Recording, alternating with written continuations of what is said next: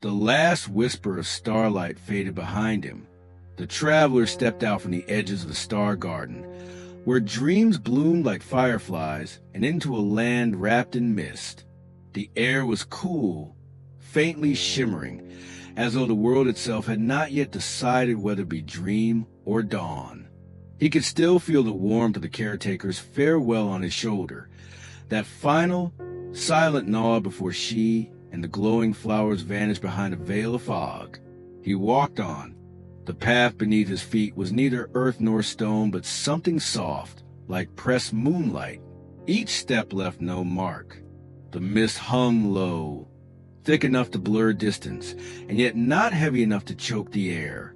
It carried the scent of old paper, faint, dry, and comforting. The traveler paused, breathing in. That scent awakened something in him, a buried memory of nights long past. Sitting beside a candle and reading until the wick burned to nothing. Far ahead, something shimmered, a faint glimmer, pale and vertical, like the edge of a mirror catching light. Drawn forward, he stepped carefully through the silence. The fog parted. There it was, a corridor. It stood tall and endless, carved with what looked like silver glass and polished stone. Its floor gleamed faintly, reflecting the mist like water would. The walls were lined with faint engravings, symbols that pulsed once with light, as though they recognized him and then dimmed. The traveler hesitated at the threshold. There was no door, only an opening that seemed to breathe quietly, as if waiting. He looked back. The path he had come from had already dissolved into the fog, the star garden gone, as though it had never been. He stepped inside. The silence deepened. The corridor stretched endlessly, its far end swallowed by light too soft to define. He began to walk. His footsteps echoed gently, a slow, rhythmic sound that soon began to merge with a low hum, a vibration that came not from the air, but from the corridor itself. It was as though the walls remembered songs once sung, whispers once spoken, dreams once dreamt. After some time, or perhaps no time at all, for the corridor seemed to exist beyond such things, the traveler noticed something peculiar. The floor began to shift in hue, from pale silver to a muted gold, and faint lines appeared on the walls, like veins of ink. They twisted and turned, forming shapes that resembled letters. Then words. He leaned closer. The words were written in languages he had never seen, but somehow understood. They spoke of moments, the first dream of rain, the child who dreamed of wings, the whisper that became the wind. Dreams. He realized then what the corridor was. It was not merely a passage. It was a record, a living archive of all dreams ever dreamt. Each glowing inscription, each pulse of light in the wall was a trace of someone's sleeping soul, moving through this corridor of eternity. The traveler reached out, brushing his fingers along one of the lines. The light flared briefly, and a vision bloomed before him. A girl, sleeping beneath an oak tree, her fingers curled around a silver locket. She smiled faintly in her dream, and the air around her shimmered with 1,000 tiny fireflies. Then the vision faded, and the words on the wall dimmed once more. He pulled his hand back, trembling slightly. His heart beat with quiet awe. The corridor stretched on before him, infinite, and he wondered how many lives, how many forgotten dreams, were held within its endless expanse. He walked again, slower this time, watching the walls as if they might speak. Occasionally, he caught flickers, laughter, music, a sigh carried on the wind of memory. It was beautiful and strangely lonely. Then he saw something new. A door. It appeared where there had been only smooth wall a moment before. The door was tall and narrow, carved from ancient wood, its surface etched with spirals that seemed to shift and flow like water. The traveler reached out, tracing the carvings. They were warm to the touch, pulsing softly. Alive. He pushed. The door opened without resistance. Beyond it lay another corridor, but this one was different. The air was heavier, scented with ink and dust. Shelves lined the walls now, rising higher than the eye could see, filled with countless books. Their covers glowed faintly in the half-light, each one radiating a distinct hue, blues like twilight, golds like fading sunlight, deep violets that seemed to swallow sound itself. He stepped inside. The air was still, sacred. A single candle burned on a small table near the entrance, its flame steady despite the absence of wind. Next to it lay an open book, its pages blank. Yet when the traveler leaned closer, words began to appear, slowly, one by one, written in shining ink. To those who wander in search of peace, the library awaits. He froze. The words faded, and new ones appeared. To those who remember the stars but have forgotten themselves, enter. The candle flickered once. The corridor seemed to deepen, stretching farther than before. He could hear something faint now, the sound of turning pages, soft and endless, as though 1,000 unseen readers were at work. The traveler's heart ached.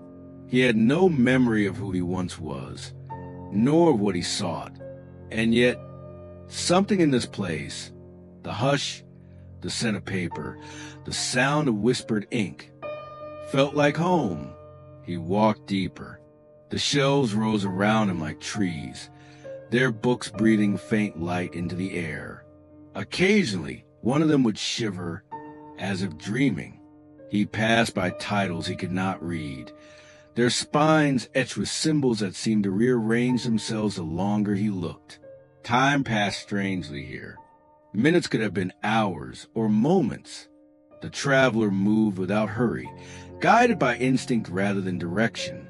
Every few steps, a whisper echoed through the aisles, not quite words, but almost.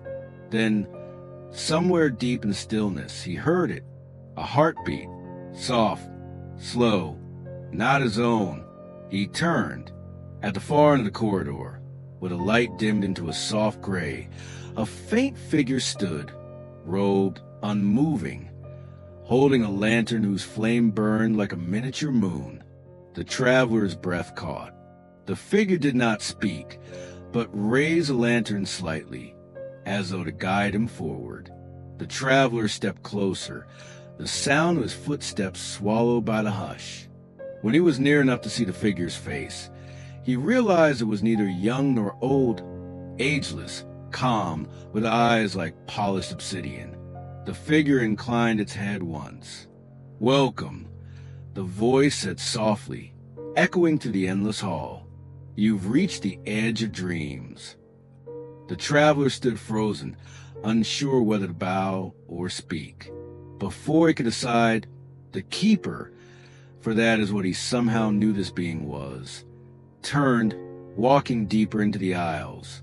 The lantern's light danced along the shelves, casting shadows shaped like turning pages. The traveler followed. The corridor behind him faded into silence, and somewhere in the mist beyond time, the door through which he had entered closed without a sound. The keeper's lantern flickered once, spilling silver light across the shelves as he led the traveler deeper into the library. The air shimmered faintly with motes of gold dust, drifting like slow fireflies. Books watched silently from their perches, their bindings sighing as if alive, dreaming. The traveler followed closely, his eyes tracing the endless aisles. Every turn revealed more. Winding staircases made of glass, bridges suspended in the air with no visible supports, ladders that moved of their own accord. The deeper they went, the quieter the world became, until even his own breathing seemed distant, absorbed into the soft pulse of the library itself. Finally, the keeper stopped before a wall so dark it seemed carved from night itself. In the center of that wall stood a single door. It was vast, taller than any he'd ever seen, made of dark, ancient wood streaked with veins of faint blue light.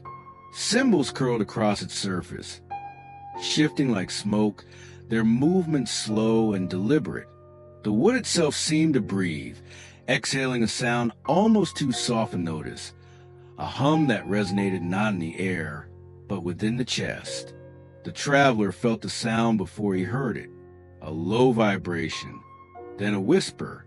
The keeper raised a lantern, and its glow fell over the carvings. "Few doors in this place speak," he said quietly, his voice nearly blending with the hum. "This one remembers." "Remembers what?" the traveler asked, stepping closer. The keeper's eyes flickered. "Names."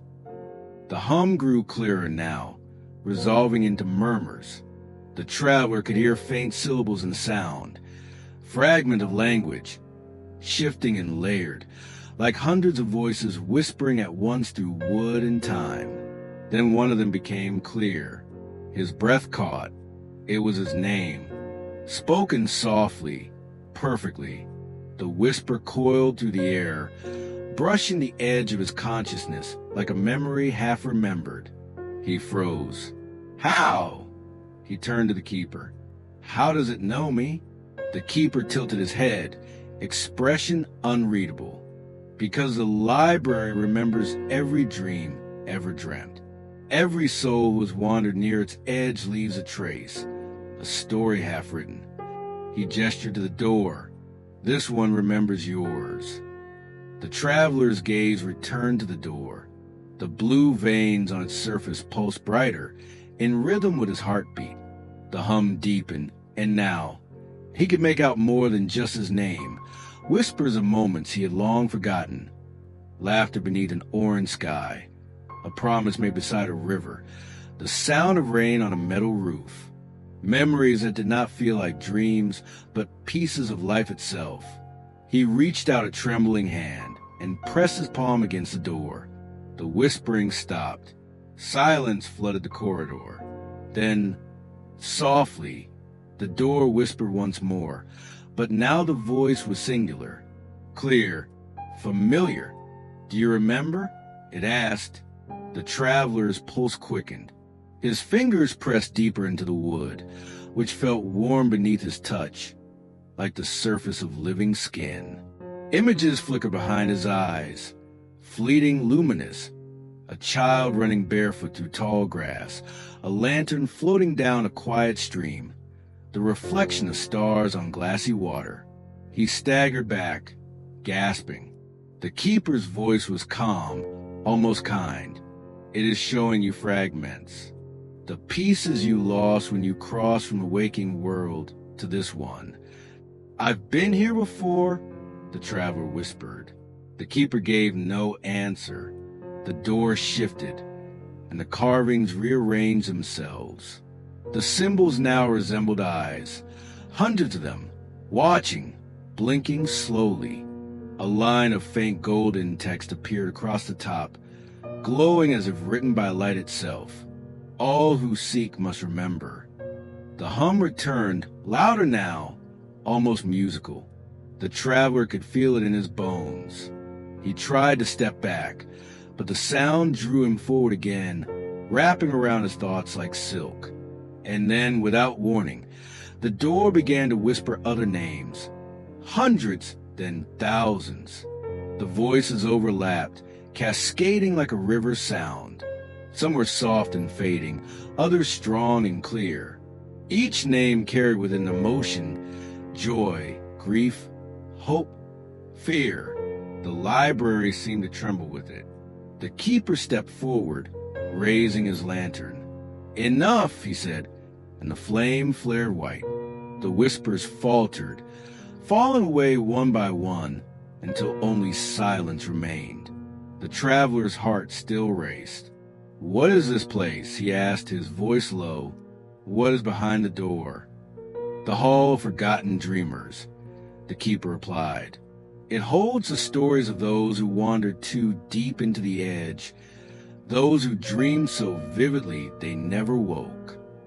The traveler stared at the door, its surface once again still, though he could still feel the faint pulse beneath it, the quiet heartbeat of memory. Can it be opened? The keeper looked at him for a long moment before answering, only by those whose names it speaks. The traveler's breath caught again. Then it called me for a reason. Perhaps, the keeper said softly, or perhaps it only remembers the echo of what you once were. The traveler stepped closer. The blue veins glowed faintly again in response. He laid his hand on the surface a second time. This time, the door did not hum. It sighed, a long, low sound, sorrowful and gentle, like the final exhale of something ancient. The carvings on its surface rippled once more, and the traveler could see shapes forming in the grain. Figures, faint and ghostly, walking through clouds of starlight. Dreamers. He could almost hear them. A child laughing in her sleep. A mother singing softly to a cradle. A soldier whispering to the stars before dawn. Each voice faded into another, blending together in a chorus of memory and longing. And among them, again his own voice. "I'll find it," it said faintly. "I'll find the dream that belongs to me." He stumbled back, heart pounding. "I said that," he whispered. "I remember saying that." The keeper's eyes gleamed in the lantern light. "Then perhaps the library is not finished with you yet." The traveler looked once more at the door, its glow dim now, returning to a soft heartbeat of light. He could still hear faint whispers behind it, fading slowly into silence. He turned to the keeper. "What should I do?" "Listen," said the keeper. "The library speaks to those who listen deeply enough. Follow its voice. It will lead you to what you've lost or to what you become." The traveler looked back at the door one final time. The faint blue light pulsed once, as if acknowledging him, before settling into stillness. He bowed his head and stepped away, following the keeper once more into the labyrinth of shelves.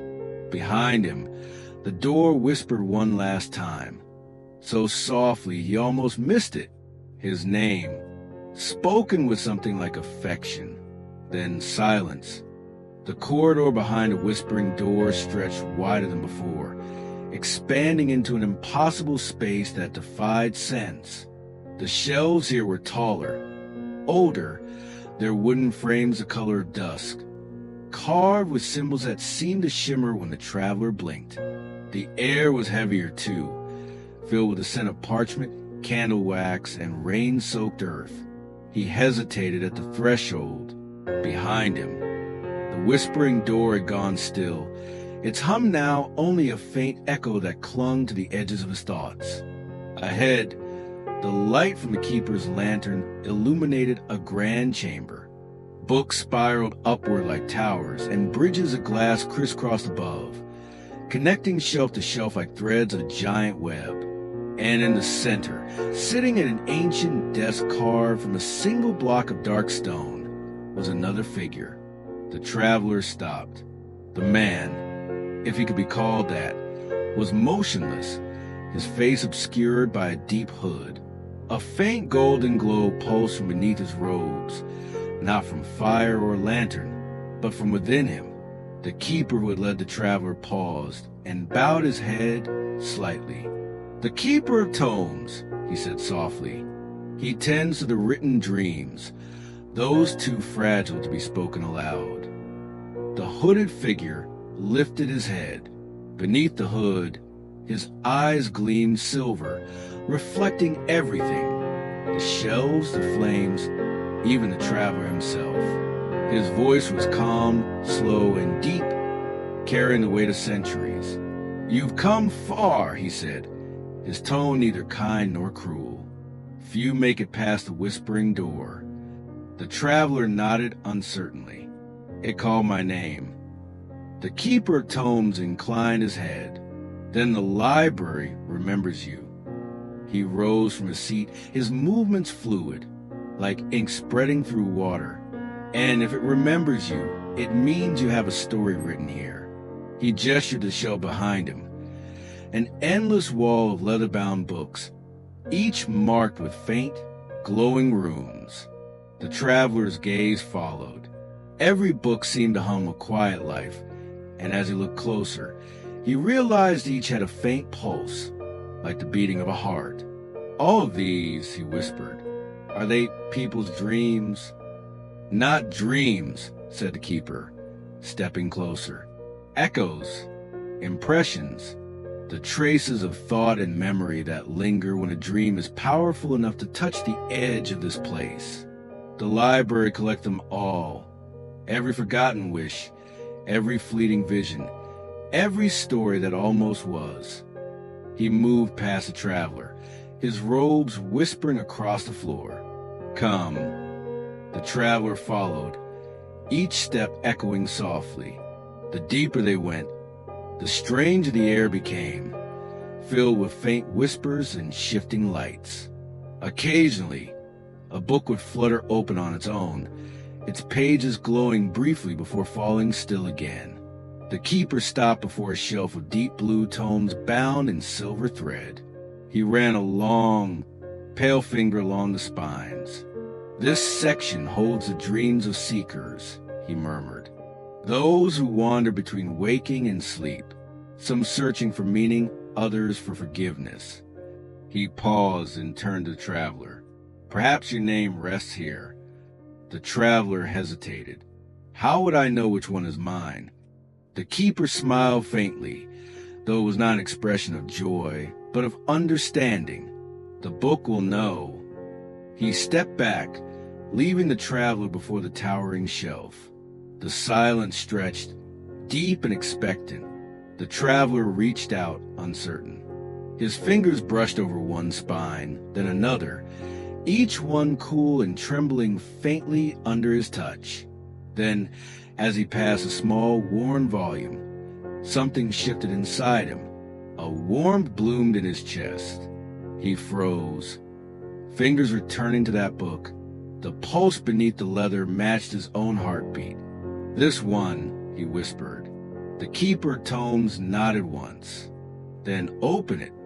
The traveler pulled the book free. It was lighter than he expected.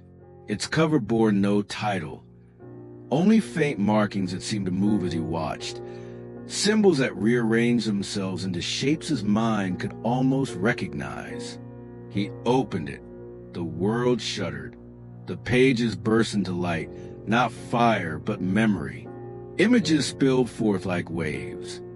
The face of a woman beneath starlight, her laughter echoing through an orchard, a child's hand clutching a lantern made of glass, a journey across rivers that glittered with moonlight. He staggered back, clutching the book. These are mine. Yes, said the keeper softly. Pieces of you, stories you dreamed and forgot, feelings you buried beneath time. The traveler flipped another page, his heart pounding. A line of glowing text unfurled across the parchment. He who seeks the end of dreams must first remember his beginning. The light dimmed, leaving the ink still shimmering faintly. He looked up at the keeper. What does it mean? The keeper studied him for a long moment before answering. The library exists at the edge of all dreams, where beginnings and endings meet. Every traveler who arrives here has forgotten something vital. To move forward, you must find again. He gestured to the book. That is your beginning. It is the first trace of who you were before you began to drift. The traveler looked down at the pages, tracing the glowing words. I remember light, he murmured, and water, and someone calling my name. The keeper's expression softened.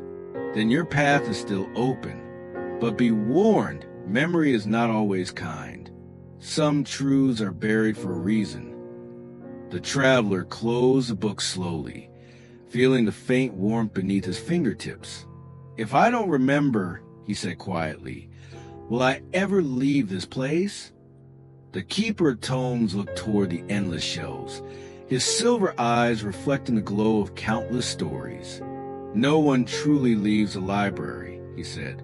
"Some simply learn to read their own story until it ends." The traveler felt a strange calm settle over him, and beneath it, a quiet fear.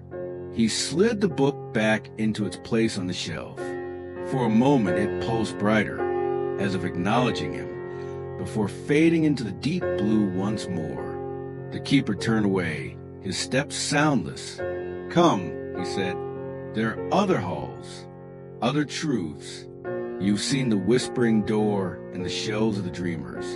But the library runs deeper still, beneath the words, beneath even memory." As they walked, the air shimmered with faint motes of light that drifted like dust. The traveler glanced back one last time at the row of books. Somewhere within their endless hum, he thought he heard the faintest whisper of his own voice, quiet, hopeful, alive. Then the sound faded, and the corridor swallowed them once again. The keeper's lantern flickered brighter, throwing long shadows across the endless shelves. Ahead, the path began to slope downward, toward something older, deeper. The descent was slow and soundless. The further they went, the air grew thicker, not with dust, but with something softer, almost like sleep. The light of the keeper's lantern shimmered dimly through drifting motes that resembled snowflakes, but when one brushed against the traveler's cheek, it melted into warmth. He blinked, realizing that it wasn't snow at all. It was memory, tiny fragments of dreams, dissolving on contact with the living. The stairs gave way to an archway carved into stone. Words were etched along its curve, but they changed every time his eyes tried to follow them. One moment, they said to remember is to dream, and the next, to dream is to sleep forever. The keeper of tomes paused before it. "Beyond this threshold," he said softly, "lies the hall of sleeping souls." The traveler hesitated. "Sleeping souls?"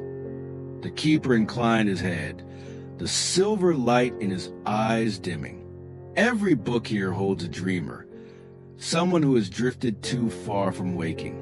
Their dreams have written themselves into the library, sealed in silver ink until the soul is ready to wake again." The traveler's pulse quickened.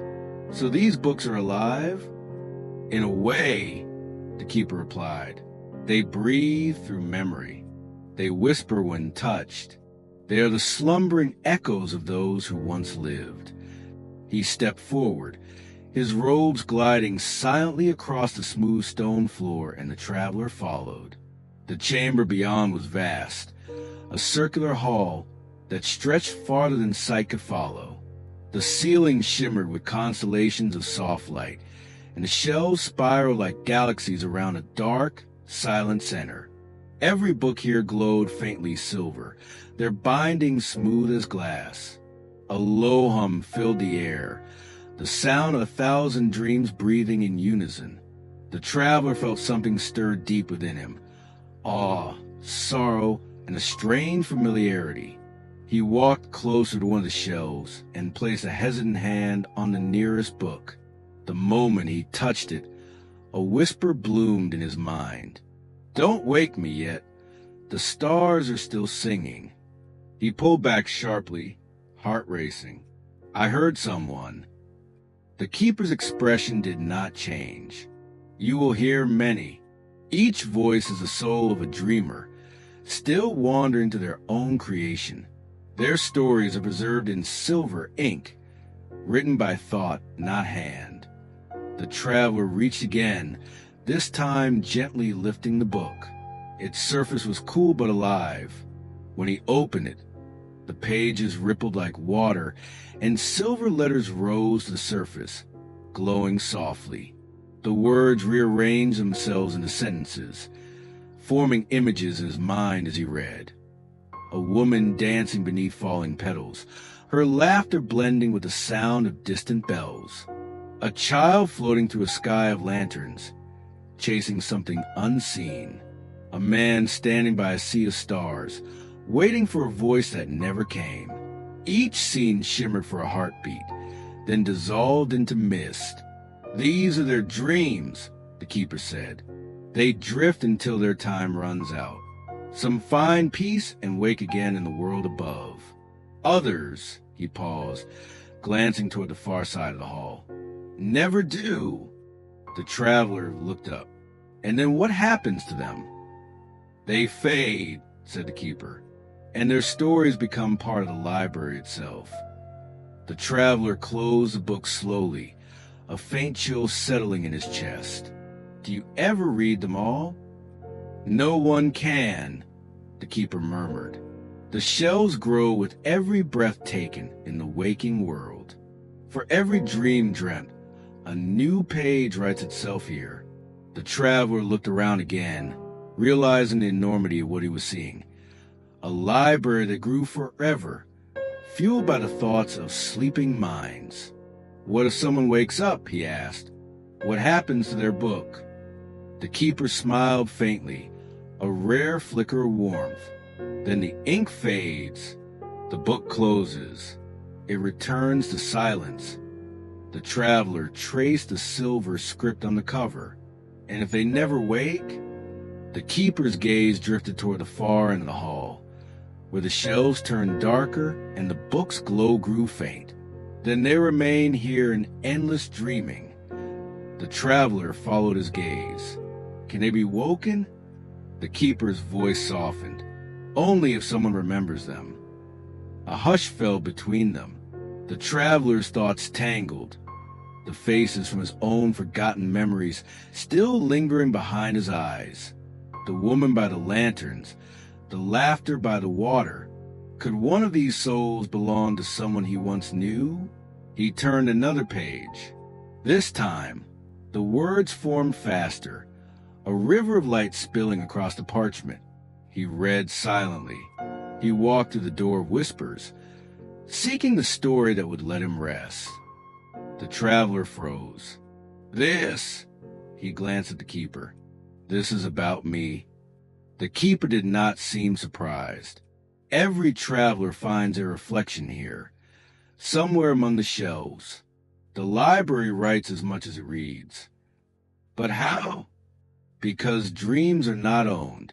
They drift. They overlap. Your story touches theirs, as theirs once touched someone else's. The traveler felt his heartbeat slow. The hum of the books filled his mind, weaving around his thoughts. For a moment, it was hard to tell if he was awake or already half asleep. He looked again at the book in his hands. The silver ink shimmered and began to change, new words writing themselves as he watched. He opened the book of another and found his own dream staring back. He stepped back, startled. The keeper only watched, silent. "Why is it writing now?" the traveler asked. "Because you are remembering," the keeper said simply. "Each time you recall a moment, each time your heart stirs with something real, the book responds." The traveler closed his eyes. He tried to focus on the images from before, the laughter, the light, the voice calling his name. The hum around him deepened. When he opened his eyes again, the book was glowing brighter, almost too bright to look at. The keeper's lantern flickered in response. "Be careful," he warned softly. "Too much remembering at once can wake the dream. And when a dream wakes before the dreamer is ready, it burns itself to ash." The traveler quickly shut the book. The light dimmed to a faint pulse. He breathed deeply, the air thick with the scent of ink and starlight. "Do you ever wake them?" he asked quietly. The keeper looked at him, and for the first time, there was a trace of sorrow in his eyes. "No, that is not my task. I keep their words safe until they remember themselves." The traveler placed the book back onto the shelf. The hum of the hall seemed to sigh in response. As they turned to leave, he glanced once more toward the darker end of the room, toward the shelves that barely glowed at all. "What about those?" he asked softly. The keeper paused. "Those are the lost. Dreams that forgot they were ever dreams." The traveler shivered, though the air was warm. He followed the keeper out of the hall, past the archway where the shifting words glimmered again. This time, when he looked up, the inscription read, "Every dream must one day wake."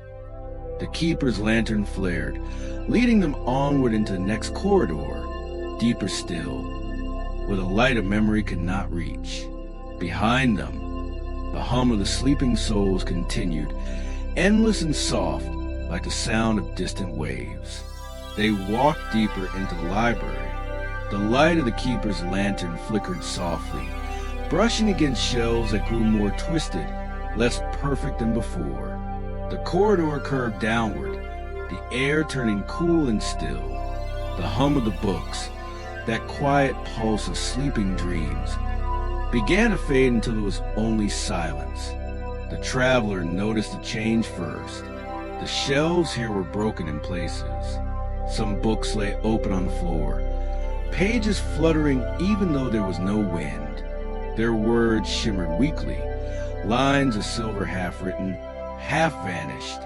The keeper stopped at the threshold of a vast, circular room. Its door was cracked and covered in fine gray dust. Above it, carved in faint lettering, were the words, "The Room of Unfinished Stories."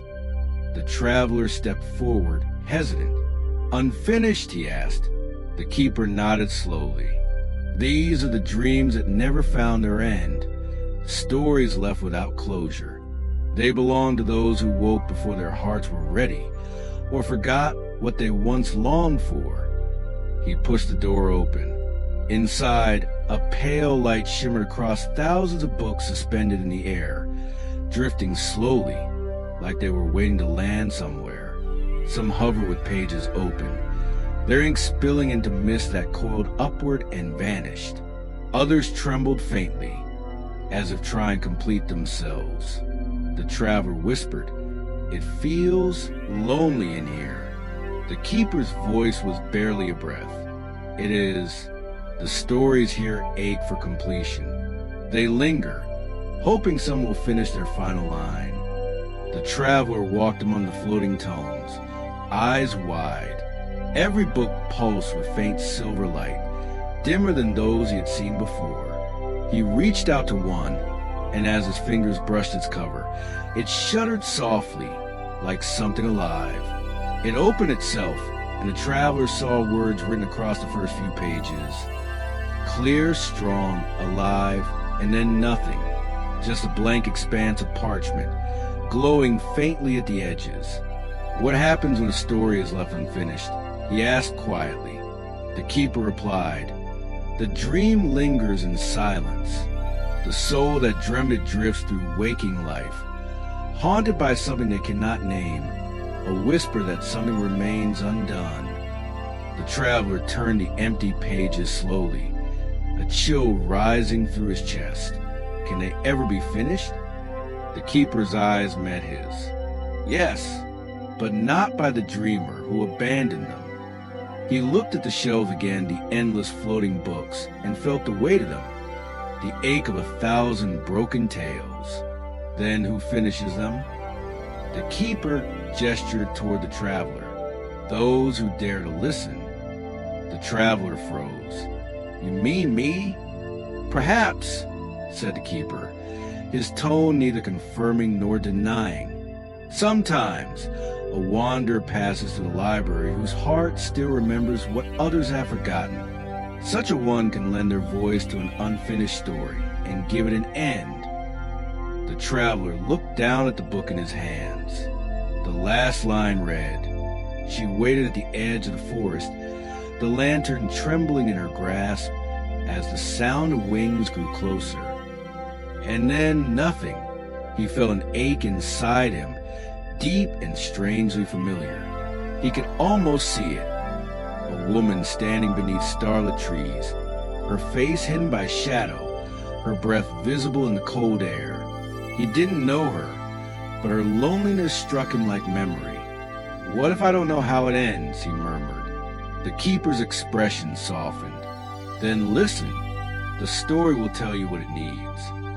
The traveler hesitated, staring at the glowing emptiness before him. Slowly, he lifted his hand, touching the page. The ink stirred. A single word formed, written in silver fire. Then another, then another.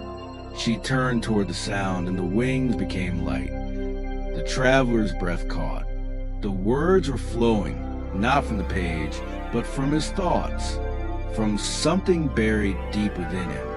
And when the light reached her, she realized she had been waiting not for someone to arrive, but for herself to return.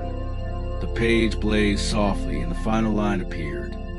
And the forest exhaled as her story found its rest. The book closed itself, glowing warmly in his hands. The keeper's lantern pulsed in quiet approval. "You see," he said, "every story yearns to finish what it began. You merely gave it the courage."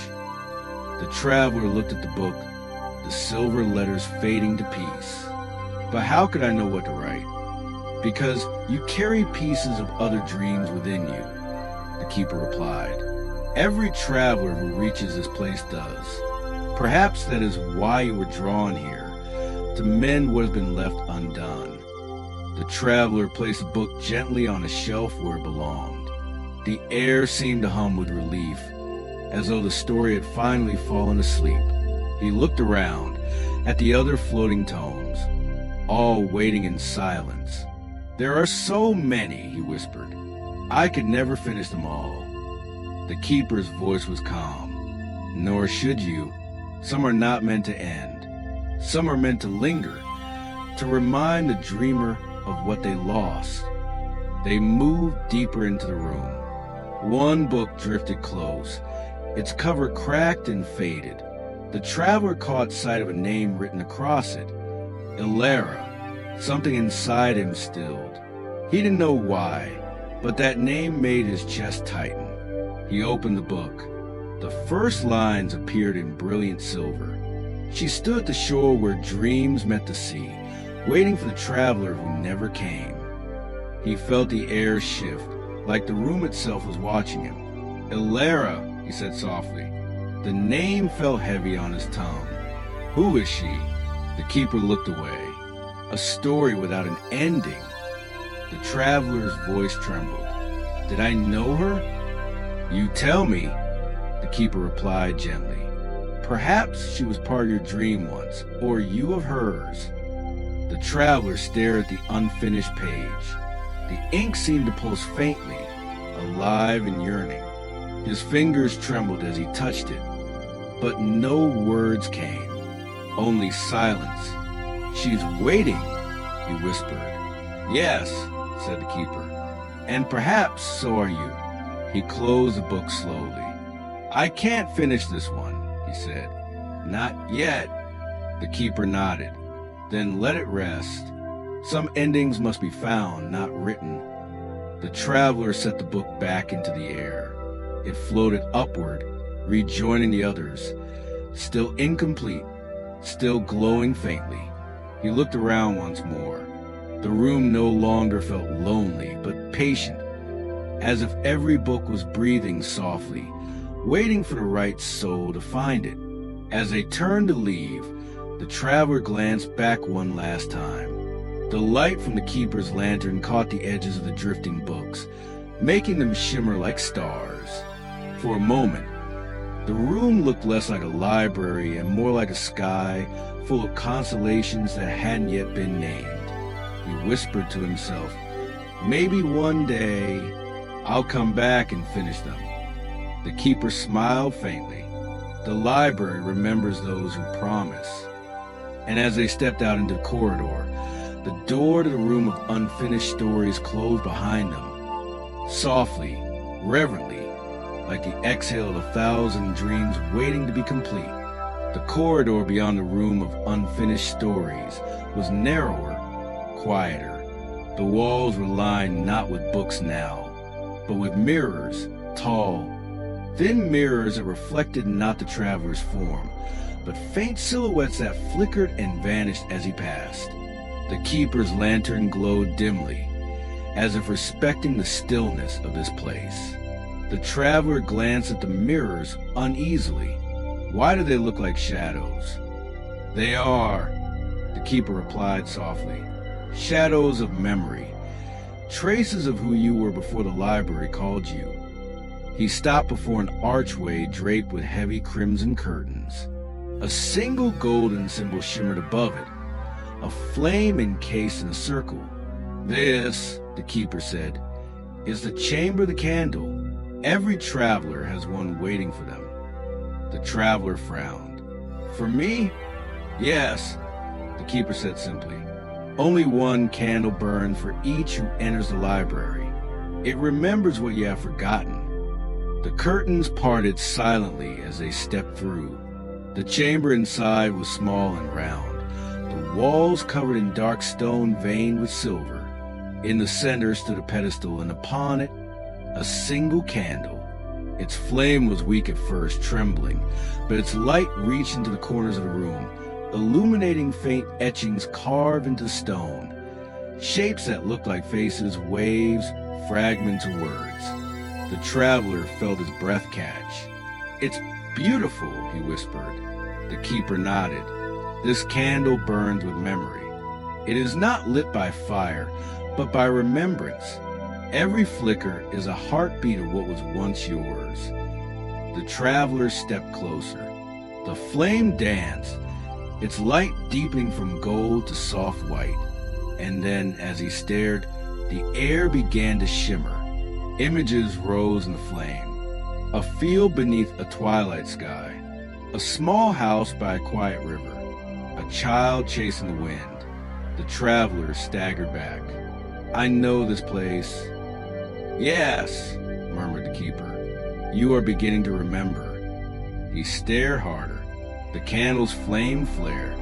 The vision changed. He saw himself as a boy, sitting beneath a willow tree, drawing shapes into the soil with a stick.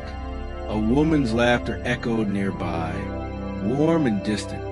She was singing something, a lullaby he couldn't quite hear. Then the image rippled, and another took its place.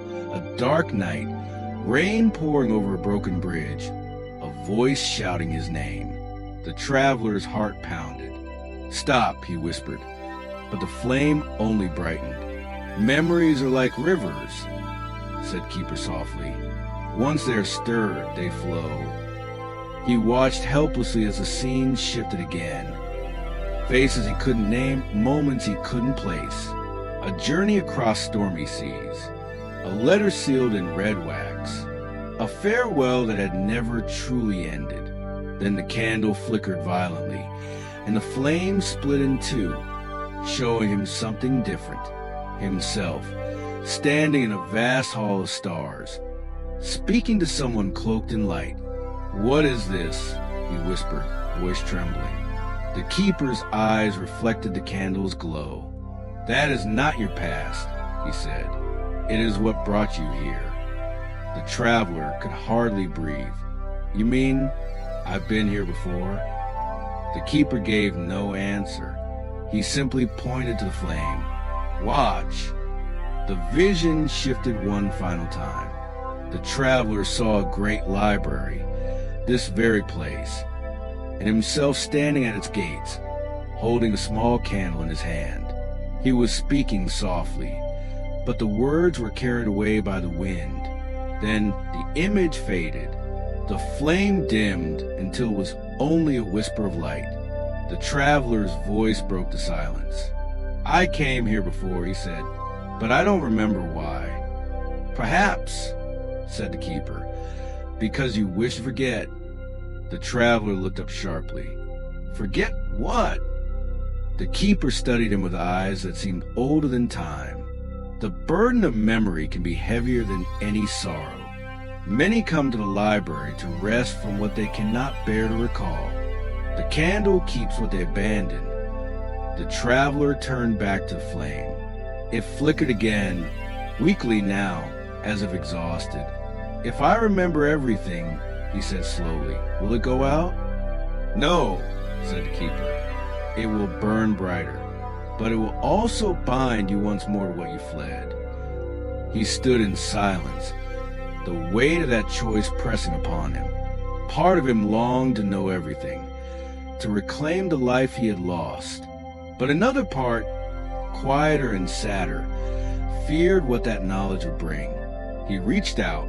His fingers hovered over flame. The keeper's voice echoed softly. "Be certain.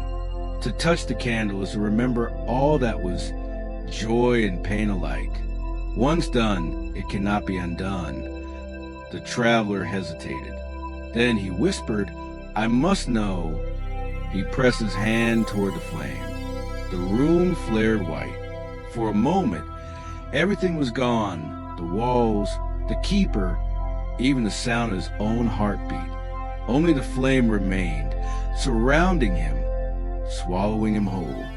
And within that light, memory returned. He saw the woman from before, standing by the river, calling his name. He saw himself promise her he would return, that he would find a place where dreams never died. He saw his endless wandering, his longing for peace. And finally, he saw his arrival at the library's gates, offering his candle, his very memory, to the keeper in exchange for rest. He gasped, pulling his hand back. The light dimmed, and the chamber reappeared. The keeper was watching him quietly. "Now you understand," he said. The traveler's eyes were wet. "I came here to forget her," he whispered, "to escape the dream I couldn't finish." The keeper nodded. "And now you remember the truth. The library called you back, not to rest, but to heal." He looked at the candle again. Its flame was steady now, calm and bright. Within it, he could still see the woman's face, smiling faintly, as if at peace. He whispered, "Her name was Alara." The keeper inclined his head. "Then you have remembered what mattered most." The traveler stepped back, his gaze lingering on the flame. "What happens now?" "That depends," said the keeper. "You may leave the candle here, and your memories will remain safe within it. Or you may take it with you and carry your past once more." The traveler hesitated, then reached out and cupped the candle gently in his hands. The flame did not burn him. It felt warm, alive. "I think it's time I carried it again," he said softly. The keeper smiled faintly. "Then your path will no longer be one of forgetting, but of becoming whole." They left the chamber together. As the door closed behind them, the flame flickered in his grasp, casting a soft glow over the endless corridor. For the first time, the traveler did not fear the shadows. He carried the candle close to his heart, and as they walked, he could almost hear her voice again, gentle, distant, yet real. It whispered to the quiet halls of the library, like a promise finally remembered. The candle's warm glow guided the traveler through the dim halls as the keeper led him deeper into the library. The silence between them was gentle now, no longer heavy or uncertain. Each step echoed faintly, swallowed quickly by the vastness around them. The flame he carried flickered softly, as though alive, pulsing in rhythm with his breath. The corridor began to widen. The shelves here were different, made not of wood or stone, but of something translucent, like crystal shaped by moonlight. Rows upon rows stretched far beyond sight, glowing faintly as if breathing. The traveler slowed, his eyes widening in quiet awe. "What is this place?" he asked softly. The keeper's voice was low, reverent. "The Aisles of Starlight. It is said that the dream store here is so pure, they light their own shelves. They were written by those who never forgot who they were." The traveler lifted the candle higher. Its flame caught the glow of the shelves, scattering reflections like starlight upon water. Tiny motes drifted through the air, shimmering particles that glowed brighter as they neared the candle's flame, then floated away again like curious spirits. He reached out. One of the motes hovered close to his fingertips, then brushed against them, leaving behind a faint warmth. It lingered as though alive. "It feels like light that breathes," he murmured. The keeper smiled faintly. "It does. For each mote you see is a fragment of a dream still awake, the last sigh of a sleeping soul." The traveler turned slowly, marveling. All around, the air shimmered with these motes. They drifted between shelves like slow-falling snow, illuminating paths through the dimness. Each shelf contained books of every shape and size, bound in silver threads, their spines etched with faint constellations. He trailed his hand along one spine, feeling the warmth beneath his palm. A faint hum vibrated under his touch, and suddenly, an image bloomed in his mind. A mountain under moonlight, a woman laughing as she painted stars upon the sky, a man playing a flute beside a river of glass. He gasped and pulled his hand away. The vision vanished instantly. The keeper watched him quietly. "The books of this isle do not hold words as yours do. They hold moments, glimpses of dreams that have not faded." The traveler turned slowly, gazing down the glowing passage. The air shimmered more brightly the deeper he looked, until it seemed he was staring into a living galaxy. "It feels endless," he said. "It is," the keeper replied. "The Aisles of Starlight stretch across the memory of the world. They hold all that humanity ever wished to keep alive." They walked on. The sound of their footsteps became softer, as if the ground beneath them no longer existed, replaced by something that welcomed silence. The shelves pulsed faintly with light, as though responding to their presence. The traveler stopped again, his gaze drawn to a single book near the edge of one shelf. Unlike the others, it glowed more fiercely, a pale blue radiance that seemed to breathe with the rhythm of a heartbeat. Without thinking, he reached for it. The keeper made no move to stop him.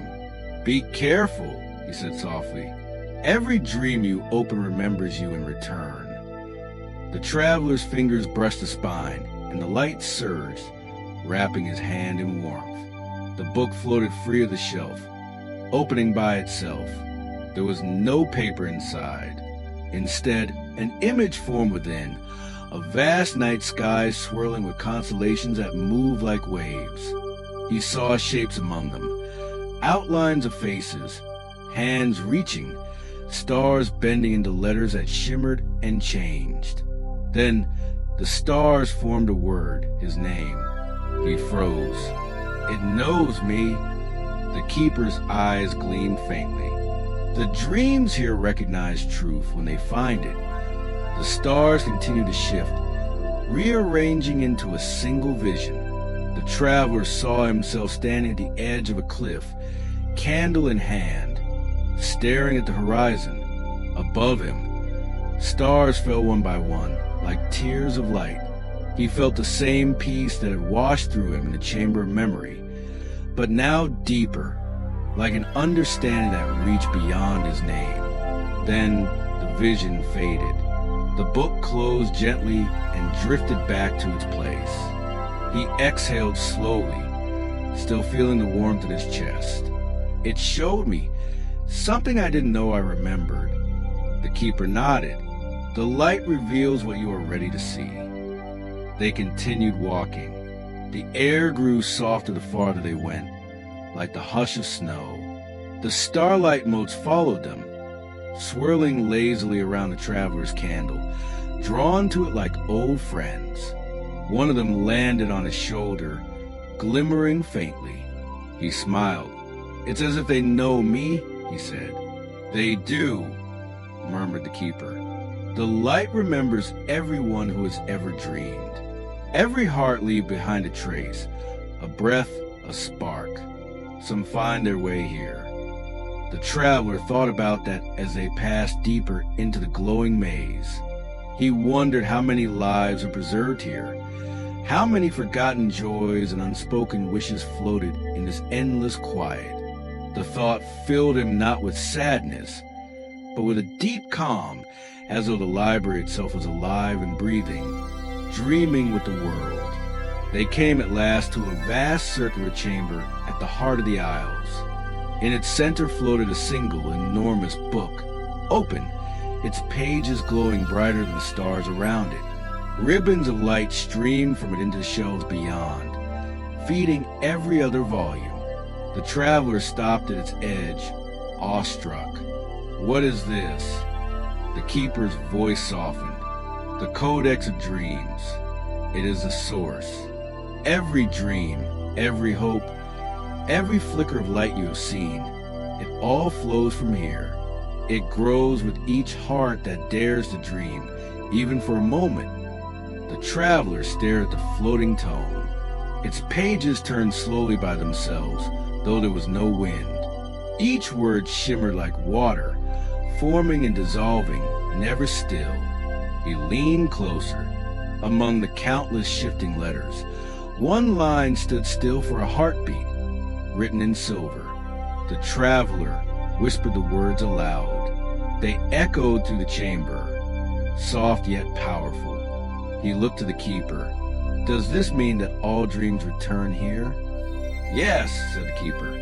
"And from here they are born again." The traveler fell silent. Around him, the shelves pulsed brighter, the moats circling faster. He could feel the heartbeat of the library now, steady, infinite, alive. And within that pulse, he sensed something else, a connection, faint but familiar, the woman's voice from his memories, the laughter by the river, the promise under the stars. He held the candle closer. Its flame leaned forward, reaching toward the codex as though it, too, remembered. The light of both merged briefly, a single brilliant flare that filled the air with warmth. When the glow faded, the traveler felt lighter, calmer, whole. The motes of light gathered around him, swirling upward like gentle snow, before scattering once more through the aisles. He turned to the keeper. "The candle's light. It feels stronger here." "It should," the keeper said, "for you have walked among the living dreams. They have shared their light with yours." The traveler looked back one last time at the shining book. "It feels like I could stay here forever." The keeper gave a faint smile. "And yet, every dream must end, so that another may begin." They turned and began their walk back, the starlight dimming behind them. The air hummed gently, whispering fragments of dreams that would never be lost. The light of the candle still flickered strong as the traveler and the keeper emerged from the Aisles of Starlight. Behind them, the faint glow of the shells faded into soft stillness, like constellations dimming at dawn. The air here was heavier, older, filled with a kind of waiting silence that made the traveler's steps sound louder than before. He could still feel the warmth of the dreams he had touched, lingering faintly in his hands. But as they walked deeper into the heart of the library, that warmth began to cool, replaced by a strange, trembling anticipation. The keeper walked ahead, his robe brushing the marble floor, whispering softly against it. The path curved downward now, into what seemed like the library's foundation. The air shimmered faintly, and the walls began to change, lined not with books or shelves, but vast slabs of glass, glowing faintly from within. Shapes flickered inside them, visions, faces, moments that lasted less than a blink. "What are these?" the traveler asked quietly. "Dream fragments," the keeper replied without turning. "The pieces that never found form, echoes waiting to be written." The traveler watched as one of the glass panels pulsed faintly, showing an image of a child chasing a kite across an endless field of gold, then vanished.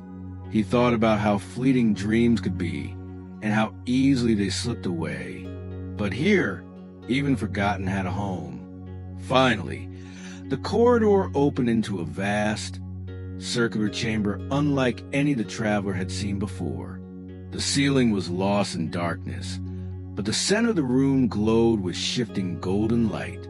At its heart stood a structure, immense and breathtaking, a table, if it could be called that, carved from the same luminous crystal as the starlit shells above. Upon it rested a single, colossal tome, larger than any living person, its cover rippling like liquid gold. The book was open, though no hands touched it. Its pages turned slowly by themselves, each one filled with lines of flowing script that glimmered and faded, as if being written and erased in the same breath. The traveler stopped, his breath catching. "What is this place?" The keeper's voice was quiet, reverent. "This is the Dream Index, the heart of the library.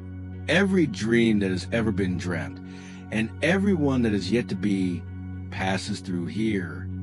The traveler took a slow step forward. The light from the index pulsed gently, almost in greeting. Did it record the future? "In a way," the keeper said, "it records potential. The dreams waiting to be dreamed, the choices yet to be made. It does not decide what shall be. It merely remembers what could be." The traveler stared in awe. The golden letters shimmered before his eyes, rearranging themselves into endless patterns. He could almost hear whispers, faint voices murmuring like waves on a distant shore, laughter, cries, songs, wishes. "Can anyone read it?" he asked softly. The keeper shook his head. "Not as you would read a book. To look upon the index is to look upon possibility itself. What it shows depends on what the heart seeks." The traveler stepped closer, drawn as though by gravity. He could feel his candle's flame pulling toward the golden light, its glow intertwining with the soft shimmer from the index. The pages slowed their turning. "Go on," said the keeper. "Ask it." He hesitated. "Ask it what?" "What you wish to know." The traveler looked down at the ever-shifting pages. His heart pounded. He thought of all the questions that had followed him since his first steps into this strange world. Who he was, why he had forgotten, what it meant to wander endlessly through dreams. He whispered, "Who am I?" The golden pages stilled completely. The room filled with silence, so deep it seemed the library itself had stopped breathing. Then the letters began to move, not in lines, but in spirals, flowing across the surface like constellations forming new skies. The light brightened, and the traveler's mind filled with sound, soft voices, echoes of memories. A child laughing beneath the rain, a mother's hand upon his shoulder, the scent of ink and parchment, a promise whispered to someone he could no longer name. Images flooded through him, a life scattered in fragments, like torn pages of a book that once had meaning. He saw himself writing by candlelight, speaking to people whose faces blurred with time. He saw a field of stars and a figure standing at its edge, a younger version of himself, holding a lantern. Then it was gone. The pages of the index turned once more, glowing softly. The traveler stumbled back, his breath uneven. "I saw pieces," he said, "but it didn't tell me everything." "It never does," said the keeper gently. "The index shows truth only in fragments, enough to remind, never to complete. The rest must be found by walking." The traveler nodded slowly. "I understand." But even as he said it, his gaze drifted back to the pages, where new words were beginning to appear. This time, they formed not spirals but a line, clear and bright, as though written by the light itself. "When the candle burns low, the dreamer must choose." The traveler felt his chest tighten. He looked at the keeper, who only regarded him with that same calm, unreadable gaze. "What does that mean?" "You will know," said the keeper, "when the time comes." The golden glow of the index flickered briefly, as if acknowledging the words, then resumed its quiet rhythm. The traveler stood in silence, his thoughts a storm of awe and unease. He turned his eyes upward. The air above the index shimmered faintly, like constellations shifting across invisible skies. Threads of light wove and unwove themselves endlessly, forming patterns that pulsed with life. "Those lights," he murmured. "What are they?" The keeper looked up as well. "The unwritten dreams, futures waiting for breath. Every time a heart dares to hope, one of those threads awakens." The traveler stared in wonder. "And when someone stops dreaming?" "One fades," said Keeper, "but the light never truly dies. It simply returns, waiting for another dreamer to find it." The traveler fell silent, his candle's flame dancing faintly in his trembling hand. He felt a strange connection to the lights above, as if each pulse carried some part of him, or perhaps everyone he had ever known. He realized with a soft ache that this place was not just a record of dreams. It was a living memory of every heartbeat that had ever dared to imagine something beyond waking. He closed his eyes. "Keeper, what happens to a dream that is never dreamed?" The keeper's voice softened, almost a whisper. "It waits." The traveler opened his eyes again, gazing at the endless glow of the index. "Waits for what?" The words lingered in the air like music, sinking deep into the traveler's chest. He stared at the index one last time, letting its golden light wash over him. The letters shimmered and shifted again, and for a moment he thought he saw a faint outline of himself written there, not as he was, but as he might one day be. He took a slow breath. "I think I understand now," he said. "The dreams aren't just stories, they're the pulse of what keeps us alive." The keeper nodded. "Exactly. To dream is to continue, even here at the edge of all things." He held that thought close as they began to leave. Behind them, the dream index continued to hum softly, an eternal heartbeat echoing through the halls, recording every breath, every hope, every yet unborn vision of the sleeping world. The golden glow of the dream index still lingered in the traveler's eyes as he followed the keeper back through the vast chamber. The whispers of 1,000 dreams faded into the distance, but something within him refused to quiet. A pulse, a pull, as if part of the library was not yet done with him. He turned once more to glance behind. The great tome shimmered faintly, then settled into stillness, its light folding into itself like a sigh.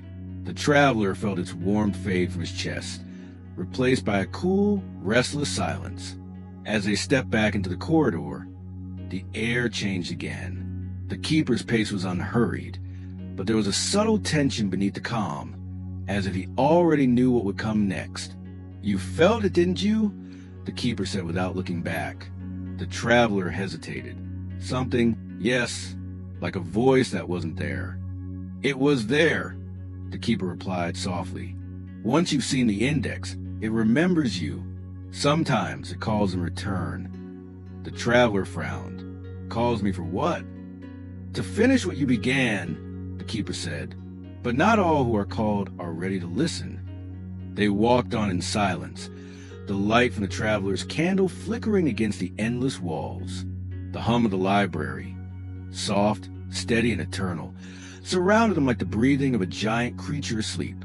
Then, faintly, from somewhere deep in the aisles, came a whisper. At first, it was little more than a breeze, a sound so soft it might have been his imagination. But then it came again, clearer this time, brushing the edge of his hearing. A voice, his voice. "Come back!" The traveler stopped. The sound came from the left, where a narrow aisle opened between towering shelves. The keeper turned, his gaze unreadable. "Do you hear it?" The traveler asked quietly. I do, the keeper said. And so do you, which means it's yours to follow. The traveler hesitated. Is it safe? The keeper gave a faint smile. Nothing in the library is dangerous unless you refuse to listen. The traveler looked once more toward the aisle. The whisper came again, this time a little louder, carrying a tone that made his chest tighten. Please come back. He took a slow breath and stepped forward. The keeper remained where he was, his lantern dimming slightly as he watched the traveler disappear between the shelves. The deeper he went, the quieter everything became. The air grew colder, the candle flame bending toward the source of sound. The shelves here were older, the books covered in a fine layer of silver dust. Some were bound in unfamiliar materials, soft like fabric, others like smooth stone. He ran his hand along the spines as he passed, each one humming faintly, like a heartbeat beneath the surface. Then, all at once, he stopped. One of them was glowing. A faint, bluish light seeped from between the pages of the thin book resting at eye level. Its cover was plain, worn with time. But as he reached out, the whisper came again, clear as a thought inside his own head. You came back? The traveler froze. The voice was unmistakably his own. He touched the book. The whisper deepened into a tone that trembled like breath. You left me unfinished. The traveler slowly drew the book from the shelf. It was warm, pulsing faintly in rhythm with his heartbeat. The candle's light flickered, drawn toward it. He turned it over in his hands, his name carved faintly along the spine, not by ink but by light. He opened it. The first page was blank. Then, as the air around him shifted, letters began to rise slowly from the surface, not written but forming, as if summoned from memory. The handwriting was his own. He read the first line aloud. The one who walks between dreams and memory must choose what to remember. The word shimmered faintly, then vanished, replaced by another line. You were not supposed to forget. The traveler's breath caught. He turned the page, but it refused to move. The book pulsed again, and the voice inside his head grew stronger. You promise. Who are you? He whispered. The whisper answered, soft and echoing. You know. He took a shaky breath. You sound like me. Because I am you. He closed his eyes, the sound of his pulse mingling with the whisper's rhythm. Memories flickered. Faces, places, moments, all half faded. A lantern by a river, a garden of stars, a promise made beneath a falling sky. The voice continued, insistent now. You left me behind in the waking world, the part that remembered why you began this journey. I don't understand, the traveler said aloud. I didn't leave anything. You did. The voice cut through him like wind through glass. You left your purpose. You left your truth. The candle's flame wavered violently. The air around him rippled, and the shelves seemed to lean closer. He could feel the book's heartbeat merging with his own. He turned another page. This time it was not blank. It showed an image, a reflection of him standing in the library, holding this very book. Behind him in the image was a faint shadow, an outline of someone else. You remember her, don't you? The whisper asked. The traveler's chest tightened painfully. A name trembled on his tongue, but refused to form. Say it, the voice urged. Say her name? But he couldn't. The moment he tried, the word dissolved into silence, leaving only ache.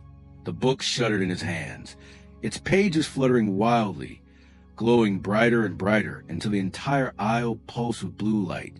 The whisper grew frantic, layers of his own voice overlapping, echoing, pleading. You have to remember before the candle burns low. He gripped the book tightly. Tell me, he shouted. Tell me what I've forgotten. The voice broke into fragments, thousands of overlapping tones, each one carrying a piece of him. Laughter, sorrow, love, fear. Then silence. The light dimmed.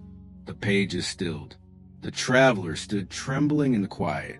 The candle flickered, Its flame dangerously low. He looked down at the open book. On the final visible page, only one line remained, etched in silver light. The memory waits where the dream began. He traced the words with his finger. The page was warm, pulsing faintly like a living thing.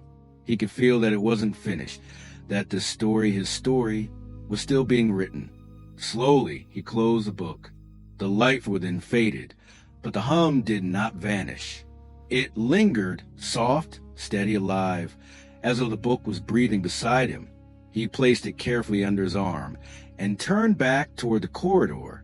The aisles behind him seemed endless now, whispering faintly in countless voices, but none were his own. As he stepped into the open hall, the keeper was waiting.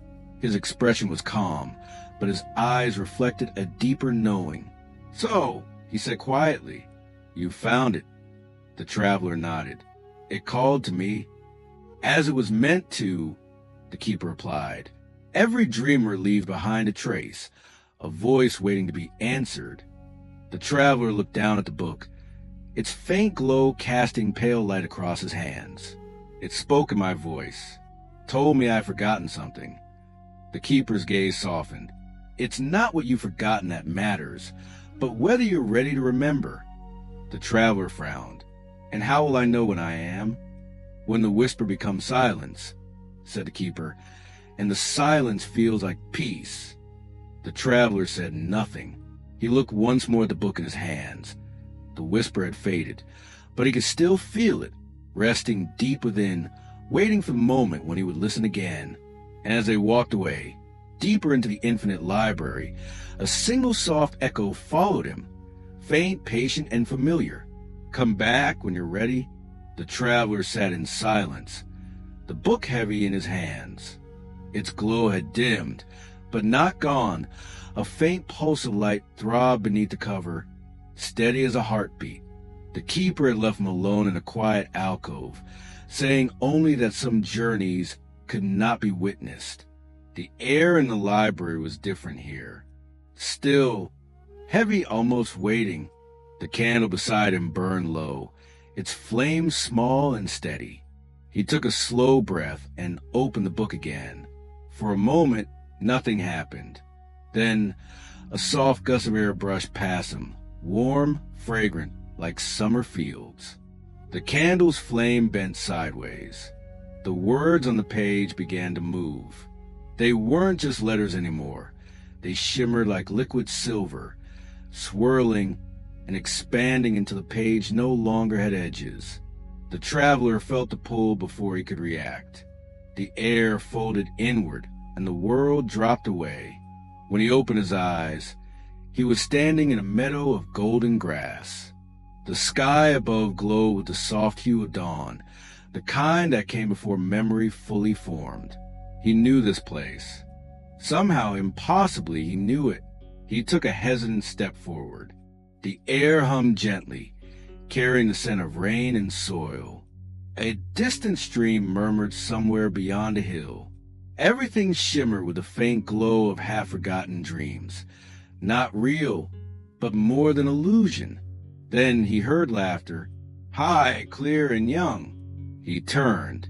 There, across the field, a boy ran barefoot through the grass, chasing a kite made of paper and light. The child's hair caught the sunlight, the same shade as his own once was. The traveler's heart twisted painfully in recognition. It was him. The boy tripped and fell, laughing, clutching the kite to his chest. The traveler approached slowly, afraid to speak, afraid to disturb the moment. The boy looked up, and their eyes met. There was no fear, only curiosity. "Who are you?" the boy asked.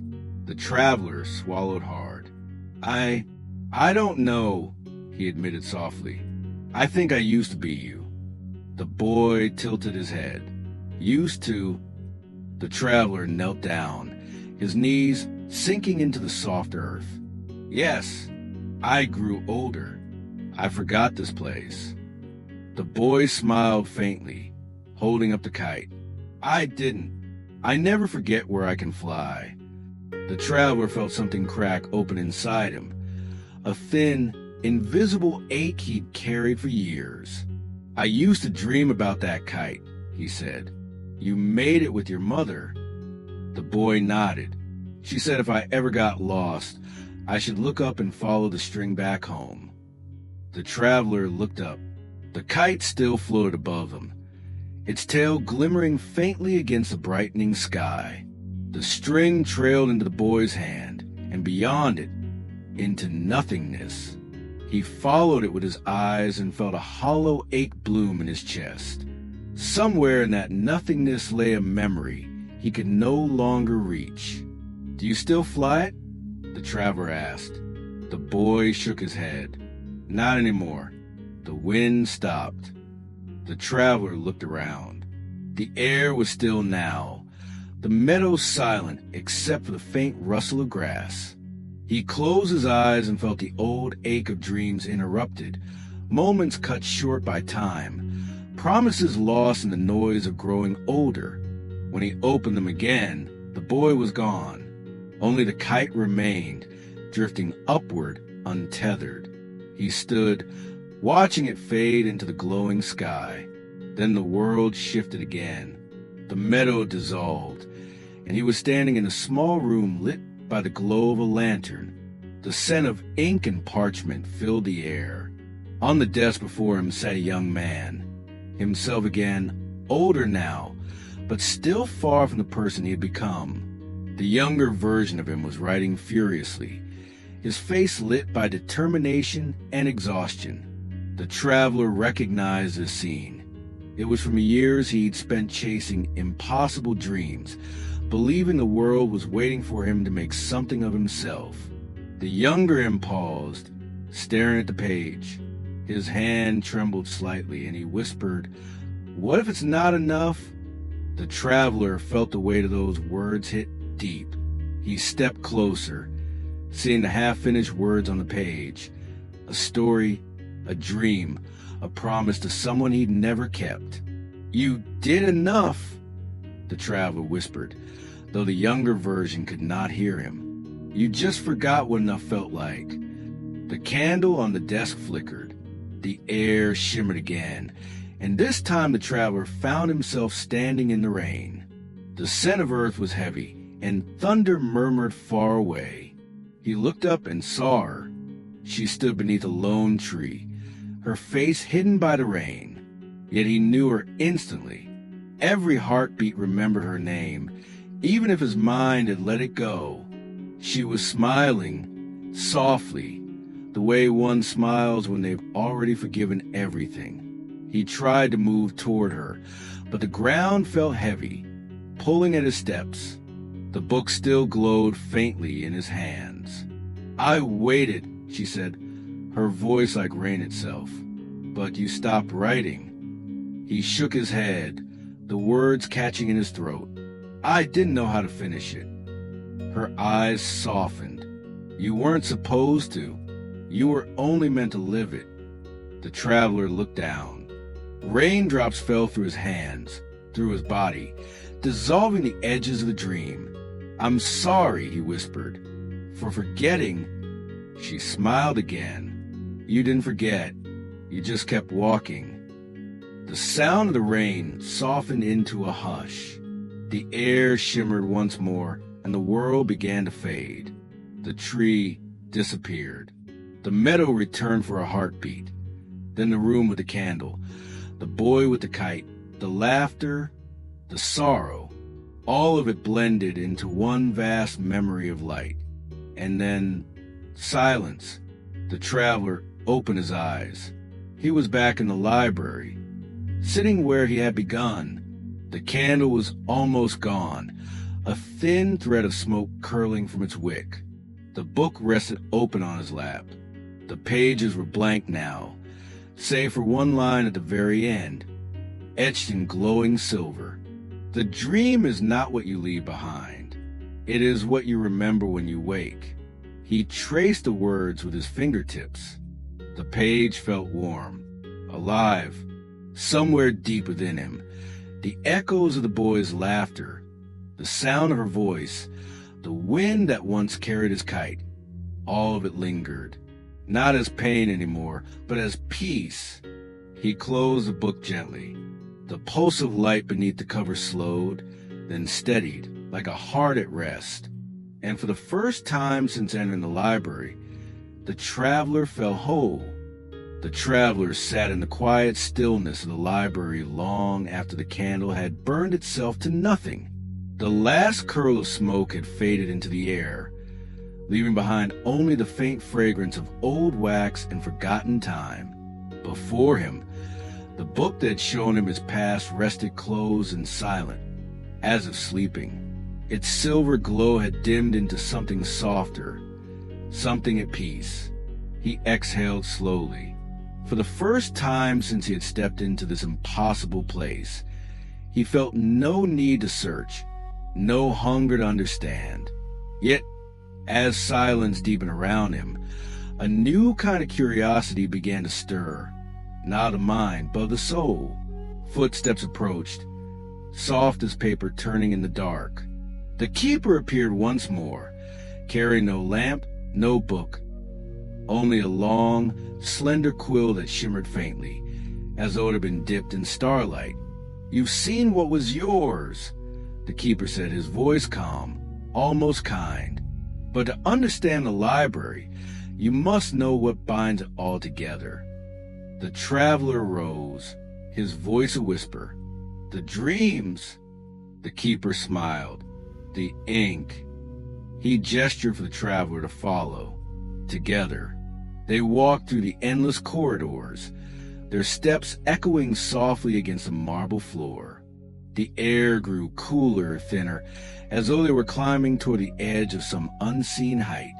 Shelves stretched endlessly above them, the books glowing faintly in shades of silver and blue. The light seemed alive, pulsing gently, as if each tome held a small heart beating within. The keeper paused before a great archway carved from black stone. Symbols gleamed along its surface, ancient, flowing scripts that shimmered like frost beneath moonlight. "This is the Hall of Origins," the keeper said, "where the ink is born."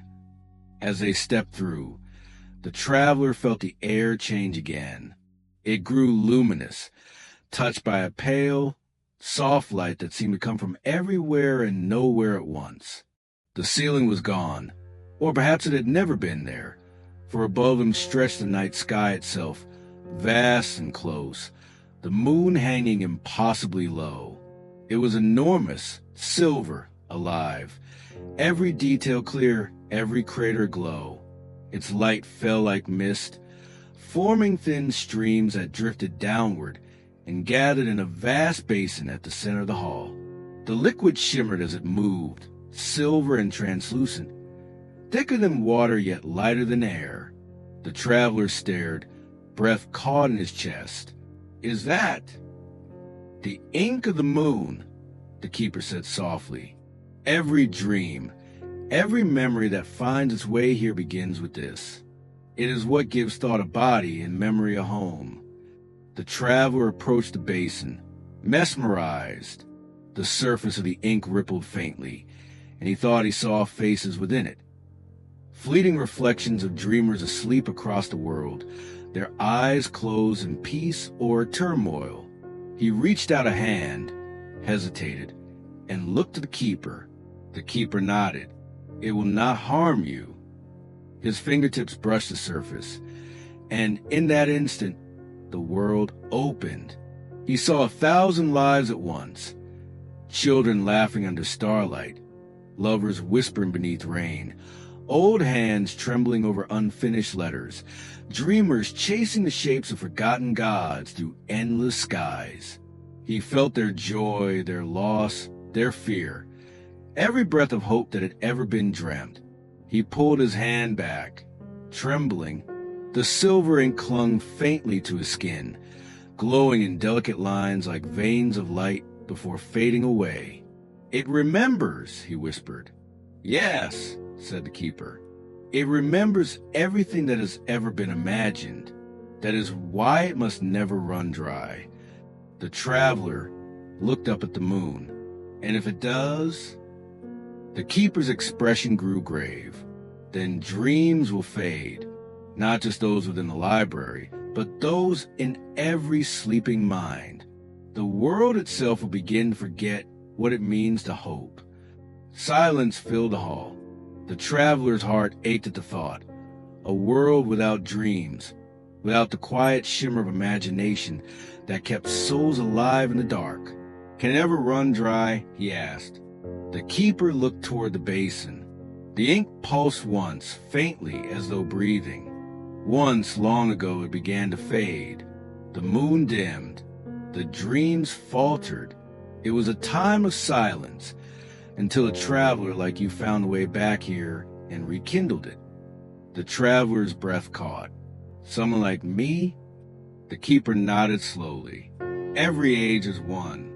The dream walker, the one who remembers what others forget. The traveler looked down at his hands. Why me? Because you still listen, the keeper said. Most forget the sound of their own dreams long before they lose them. For a long time, they stood together in silence. The moonlight deepened, its reflection rippling across the silver pool. Somewhere far above, a soft hum began, like a song sung by stars. The keeper moved to the edge of the basin and dipped the quill into the ink. The moment it touched the liquid, it flared with silver fire. Would you like to see how dreams are written? The keeper asked. The traveler nodded. The keeper turned and with a slow, graceful motion began to write in the air. The ink shimmered behind the quill's tip, leaving trails of luminous words that hung in the darkness like constellations. As he wrote, the words began to change shape. They became scenes, living fragments of other worlds. A child building a tower of clouds. A woman speaking to the sea. A city where every window reflected a different sky. Each story shimmered for a moment, then drifted upward, weightless, to settle into the spines of unseen books high above. The traveler stared, awestruck. They become real. The keeper smiled faintly. As real as they need to be. The library does not decide what is true, only what must be remembered. The traveler took a slow breath. And my dream, the one I saw, the keeper regarded him with ancient eyes. That was written long ago, in the same ink, but it had begun to fade. You were brought here to restore it. The traveler's voice was quiet. And now it lives again. The silver ink shimmered brighter, casting ripples of light across the marble floor. The moon itself seemed to pulse in response, as though acknowledging what had been restored. The traveler felt something stir inside him, a memory of the boy with the kite, the woman in the rain, the laughter, the loss. They weren't just memories now. They were pages written in silver, bound forever in the library of dreams. He turned to the keeper. The ink, it's beautiful, but it feels fragile. It is, the keeper said softly. That is why it must always be renewed, through remembrance. Every time someone recalls a forgotten hope, or forgives a past sorrow, or dares to dream again, the moon grows brighter, and the ink flows. The traveler looked up once more. The moonlight filled his eyes, and for a moment, he saw himself reflected there, small but luminous. I think I understand now, he said. Dreams are not meant to last, but their light is. The keeper's faint smile returned. Precisely. They stood together beneath the glowing sky, silent as the ink shimmered and the stars seemed to breathe. And in that silence, the traveler realized that he was no longer lost. He belonged to the dream, and the dream belonged to him. The moonlight still lingered on the traveler's hands as he followed the keeper through another narrow corridor of pale stone. The echo of their footsteps was soft, almost reverent, as if even sound dared not disturb the quiet that lived there, behind them. The Hall of Origins faded into silver haze, its basin of lunar ink gleaming faintly like a memory that refused to dim. The traveler glanced back once, feeling the pull of that light, then turned forward, drawn by the strange weight in the keeper's silence. "Where are we going now?" he asked quietly.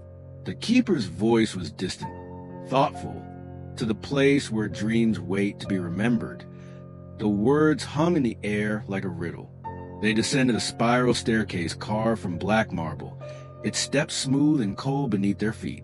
The air grew heavy, filled with a faint scent of sleep, something between lavender and rain on old pages. When they reached the bottom, the traveler saw a vast hall opening before him, rows upon rows of marble beds stretched into the shadows, each one cradling a still form beneath thin veils of light. The figures looked peaceful, suspended between breath and silence.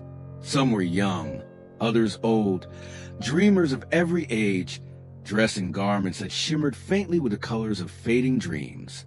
Soft globes of light floated above each sleeper, pulsing faintly, like heartbeats made visible. The glow filled the air with a soft hum, as if the dreams themselves whispered in their sleep. The traveler's breath caught. "Who are they?" The keeper stepped forward, his expression unreadable. "They are the forgotten sleepers, those whose dreams were never read, never remembered. Their stories remain unwritten."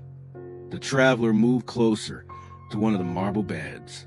A woman lay there, her hair spread like ink across the pillow. Beneath her eyelids, her eyes moved faintly, as if she were dreaming still. The sphere above her glowed a deep blue, flickering with faint images. A child running through a forest, a storm over an ocean, a letter that was never sent. "Are they alive?" he whispered. "In a way," the keeper replied. "They rest in the space between the living and the dream. Their bodies sleep somewhere in the waking world, but their minds have wandered here, to the library's edge. Until their stories are read, they cannot awaken." The traveler felt a shiver crawl up his spine. "So they're trapped?" "Not trapped," said the keeper softly. "Waiting." The traveler walked slowly among the rows. The faces of the sleepers blurred together. So many souls, suspended in unending twilight. Some seemed peaceful, others looked caught in sorrow, as if burdened by what they could not finish. "Why aren't their stories read?" he asked at last. The keeper turned his gaze toward the far end of the hall, where a faint silver door shimmered in the distance. "Because no one remembers them. Their dreams faded from the hearts of the living. Their hopes, their voices, their names. When no one recalls who they were, their books remain unwritten."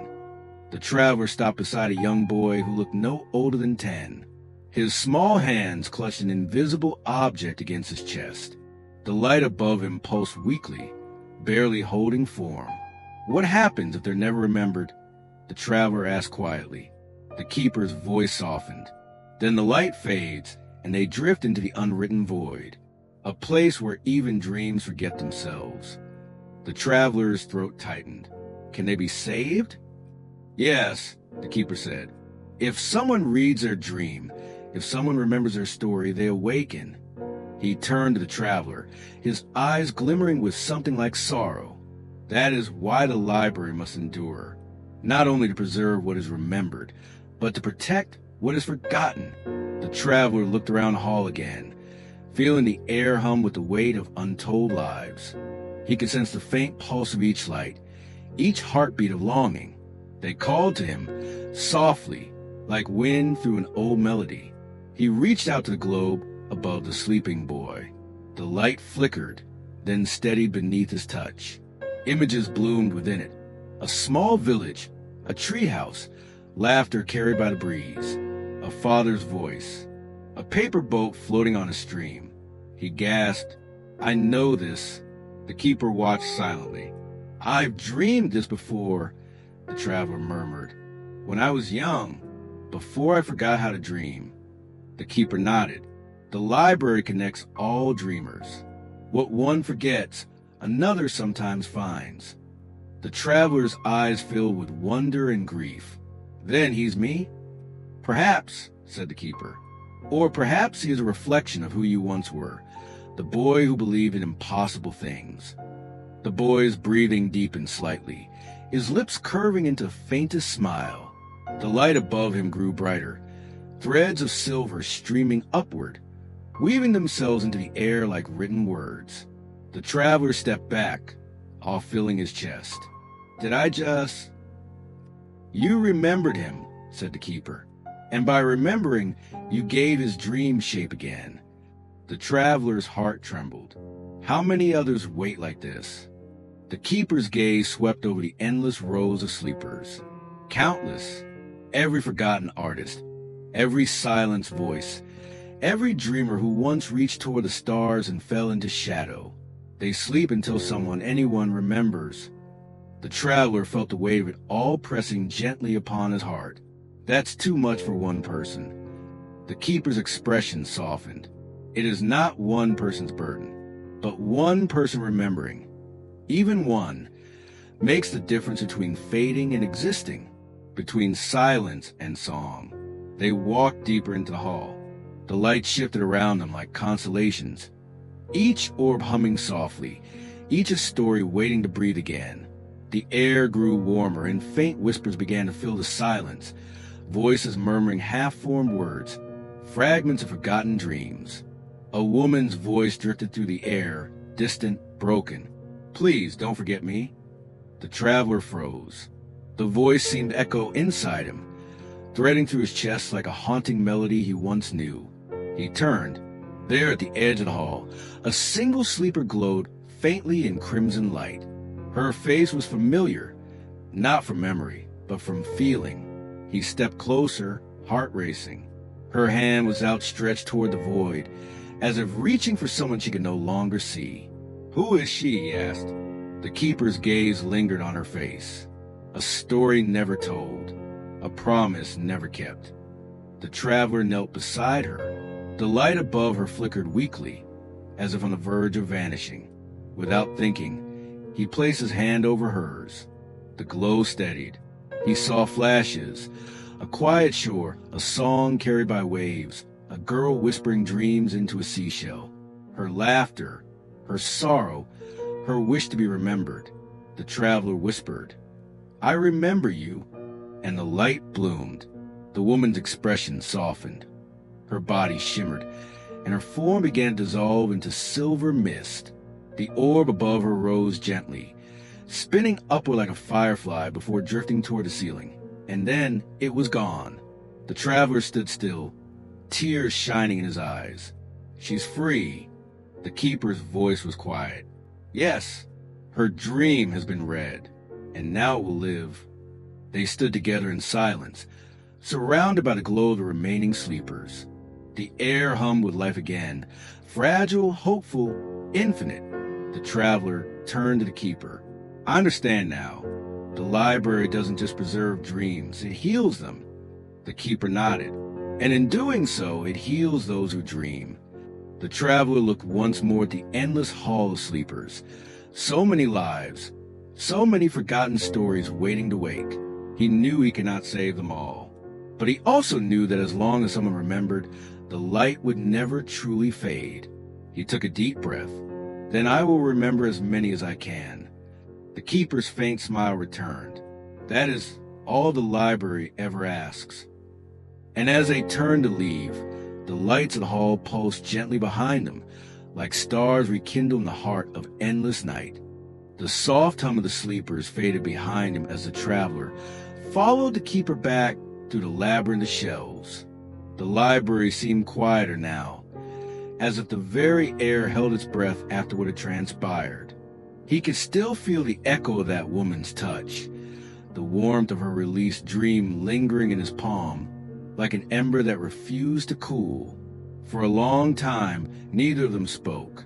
The halls whispered faintly, the low rustle of countless pages shifting, breathing. Somewhere, a candle flickered, and a drop of wax hit stone with the sound of falling tear. Finally, the keeper said, "You have remembered more than most who find their way here." The traveler's gaze wandered over the endless shelves. "And yet, I still don't remember who I truly am." The keeper's expression softened. "Perhaps your story has not yet been fully written." They reached a small alcove lined with books of black leather, their spines unmarked. The traveler ran his fingers across one and froze. A faint warmth pulsed beneath his touch, as if the book recognized him. "This one," he murmured. The keeper stepped closer, eyes narrowing slightly. "Are you certain?" He nodded. "It feels familiar." He opened it. The pages were filled with silver writing, shifting and reforming like moonlight caught in water. Scenes flickered before his eyes. A child chasing fireflies through a field. A young man walking alone through rain. A face he almost recognized smiling in a dream. Then, abruptly, the story stopped. The next page was torn. The traveler blinked. "It ends here." The keeper leaned forward, studying the jagged edge where the missing page had been ripped away. "Not ends," he said quietly. "Interrupted." The traveler's chest tightened. Who would tear a page from their own story? The keeper's gaze turned distant. Those who wish to forget something too painful to remember, or those who fear what the missing piece might reveal. The traveler's hand trembled as he traced a rough tear. The void between the pages felt alive, heavy, pulsing like a hidden wound. "Can it be found?" he asked. The keeper nodded slowly. "Perhaps, but you must be willing to see what was once hidden." The traveler closed the book and held it against his chest. "Show me where to begin." The keeper gestured toward a narrow passageway beyond the alcove, one the traveler hadn't noticed before. The air there shimmered faintly, as though it were woven from memory itself. "That path," said the keeper, "leads to the lost pages." The traveler hesitated only a moment before stepping through. The light dimmed instantly. The world beyond was a maze of floating parchment and broken quills, words drifting like snow through the air. Torn fragments hung suspended in midair. Sentences without endings, names without beginnings, voices repeating half-forgotten phrases. He walked slowly, feeling the tug of unseen threads against his mind. Every piece seemed to hum softly, calling for completion. "Who lost all these?" he whispered. A whisper answered, not from the keeper, but from the paper itself. "Everyone who ever wished to forget." He turned toward the sound. One fragment brushed against his hand, and a vision flared to life. A woman cried beside a river, her hands stained with ink. Another page drifted past, a child drawing of a bird torn in half. Another, words fading mid-sentence, the ink dissolving like tears. The traveler's heart ached. He realized this place was a graveyard of memory, and somewhere within it lay his own. The pages began to stir as he walked deeper. They rustled softly, then louder, the sound growing like a gathering wind. The air filled with motion, words circling him in a spiral of light and shadow. Then one page broke from the swarm. It drifted slowly toward him, glowing faintly gold instead of silver. Its edges were singed, its ink faintly blurred. The traveler reached for it, and the world tilted, the page pressed into his palm. And suddenly he wasn't in the library anymore. He was standing in a field at dusk, the sky burning with orange and violet. The air smelled of smoke and rain. Somewhere in the distance, a voice called his name, soft, trembling. He turned. A woman stood by a tree, holding a lantern. Her hair was the color of twilight, her eyes filled with warmth and sorrow. He knew her, though his mind couldn't yet place the name. "You left," she whispered. His throat tightened. "I had to." Her expression broke. "You promised to remember me." He looked down and saw a torn page fluttering in his hand. The same one. The words upon it were his, written in his handwriting, but they stopped mid-sentence. I will return to her when the stars. The rest was missing. He looked back up, heart pounding. Who are you? Tears shimmered in her eyes. You already know. The wind rose, scattering petals through the air, and suddenly she began to fade, her form unraveling into light. He reached for her, desperate, shouting her name, though no sound left his throat. Then silence, and he was back in the maze. The page still lay in his palm, glowing faintly. The keeper stood before him once more. You found it, the keeper said quietly. The traveler's voice was hoarse. I remembered her. The keeper nodded. And now you understand why you tore it away. He stared at the page. I left her behind. Perhaps not by choice, said the keeper. Dreamers often lose what they love most, not because they wish to, but because the waking world demands it. The traveler's hand shook as he brought the torn page back to the book. The edges glowed when they met, like two halves of a broken soul mending. A faint hum filled the air, and the missing words wrote themselves in light. When the stars remember our names. The traveler closed the book, tears glistening in his eyes. So that's what I forgot. The keeper's voice was gentle. And now that you remembered? The traveler took a slow breath. Then I must finish the story. The keeper's gaze softened. That is what it means to awaken. As they walked back toward the corridor of starlight, the torn page, now whole again, pulsed faintly with a soft glow, illuminating their path. The library seemed to breathe with them, each shelf whispering quietly, as if celebrating a memory restored. When they reached the grand hall once more, the traveler looked back one last time. The lost pages drifted peacefully behind him, glowing like constellations reborn. He knew now that forgetting was not the same as losing, that even the broken parts of the story could still be found, if one had the courage to look. He placed the book gently upon a pedestal. I think, he said softly, I finally understand who I was meant to be. The keeper smiled faintly. Then you are ready for the next room. The traveler looked up. What's there? The keeper's eyes gleamed like distant stars. The chamber of endings, where all stories choose how they wish to close. And as they walked onward, the golden light of the restored page shimmered one last time before merging with the endless glow of the library. Another story made whole in the quiet eternity of dreams. The corridor shimmered with a dim, blue radiance as the traveler followed the keeper deeper into the library. The golden glow of the restored page still lingered faintly around his hands, fading only when they crossed beneath a high archway carved with strange runes. The keeper moved without sound, his robes gliding like mist over stone. Where are we going? The traveler asked softly. The keeper did not look back. To the place where all clocks are silent. They descended a spiraling staircase lined with candles. But though the flames danced, they never flickered, unmoving, frozen mid-sway, their light constant and eternal. The deeper they went, the colder the air became. The traveler felt the weight of stillness pressing upon his chest.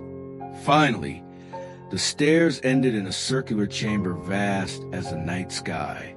Shelves rose from the floor like pillars, reaching upward into darkness so deep it felt endless. And between them, suspended in midair, floated orbs of light, each pulsing slowly like the heartbeat of a sleeping giant. This, said the keeper, is a library beneath time. The traveler's voice was barely a whisper. Beneath time? The keeper turned toward him, his expression unreadable.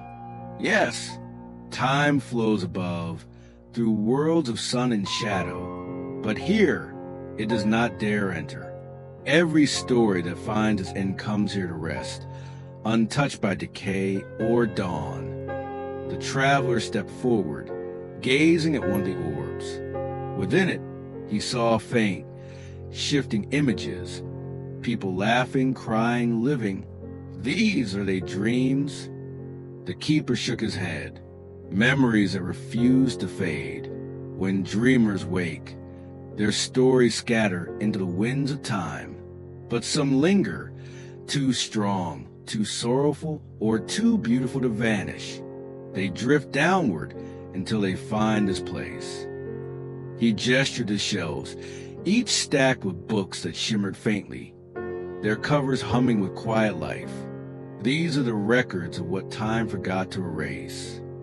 The traveler touched one gently. It felt cold, but alive, like touching the surface of a frozen river beneath which something moved. And how long have they been here? As long as memory itself, the keeper said. The first word ever spoken still echoes here. The last word ever written waits to join it. The traveler looked up at the ceiling, but there was none, only a dark expanse that seemed to stretch into eternity. It feels like the world has stopped breathing. In a way, the keeper said, it has. They began to walk. The floor beneath them glowed faintly with soft lines of light, forming patterns that shifted as they passed, constellations rearranging themselves. The traveler noticed how his footsteps left no sound, no echo, as if even sound itself was forbidden to disturb this place. I can't feel my heartbeat, he murmured suddenly. The keeper nodded. Here, you exist between moments, neither awake nor dreaming, neither alive nor gone. The library preserves those who enter it from the grasp of time. The traveler frowned. Then how do we leave? The keeper gave a faint smile. That depends on whether you wish to. The traveler's gaze lingered on the glowing shelves. What happens if I stay? Then you will remain as you are, said the keeper, unchanging, eternal, a guardian of what once was. He turned to the traveler, eyes reflecting the glow of 1,000 books. Many before you have chosen that path. They wander these halls forever, tending to forgotten dreams, until even the stars no longer remember their names. The traveler felt a shiver crawl down his spine. And if I leave? The keeper's voice softened. Then time will claim you again, your body, your memories, even your pain. You will wake to the world as it is, and you will forget much of what you saw here. The traveler's hands tightened. So, either way, I lose something. Every choice carries a forgetting, said the keeper. The question is, what will you choose to remember? They stopped before a massive hourglass made of glass, so clear it seemed invisible. The sand within was black and unmoving. It neither fell nor rose, a perfect moment suspended forever. The keeper placed a hand upon it. This hourglass marks the border between the library and time itself. It was placed here by the first dreamer, who feared endings. The traveler studied it, mesmerized. What happens if it begins to flow again? The keeper's eyes darkened. Then this place will end. All stories, even the ones that defied time, will dissolve into silence. The traveler stepped closer. And it hasn't moved ever? The keeper hesitated. Not in ages. Then, as if summoned by the thought, a faint tremor rippled through the air. A single grain of black sand shifted and fell. The sound it made was impossibly loud, like thunder, like memory breaking. The traveler staggered back. What was that? The keeper's expression froze. Something has awakened. He reached out, touching the hourglass gently, but the sand had already begun to stir, slow at first, then faster. The once still flow became a steady trickle, glowing faintly as it fell. Time, whispered the keeper, is remembering this place. The traveler felt a sudden rush. warmth flooding his veins, a heartbeat returning to his chest. The silence shattered as distant echoes returned.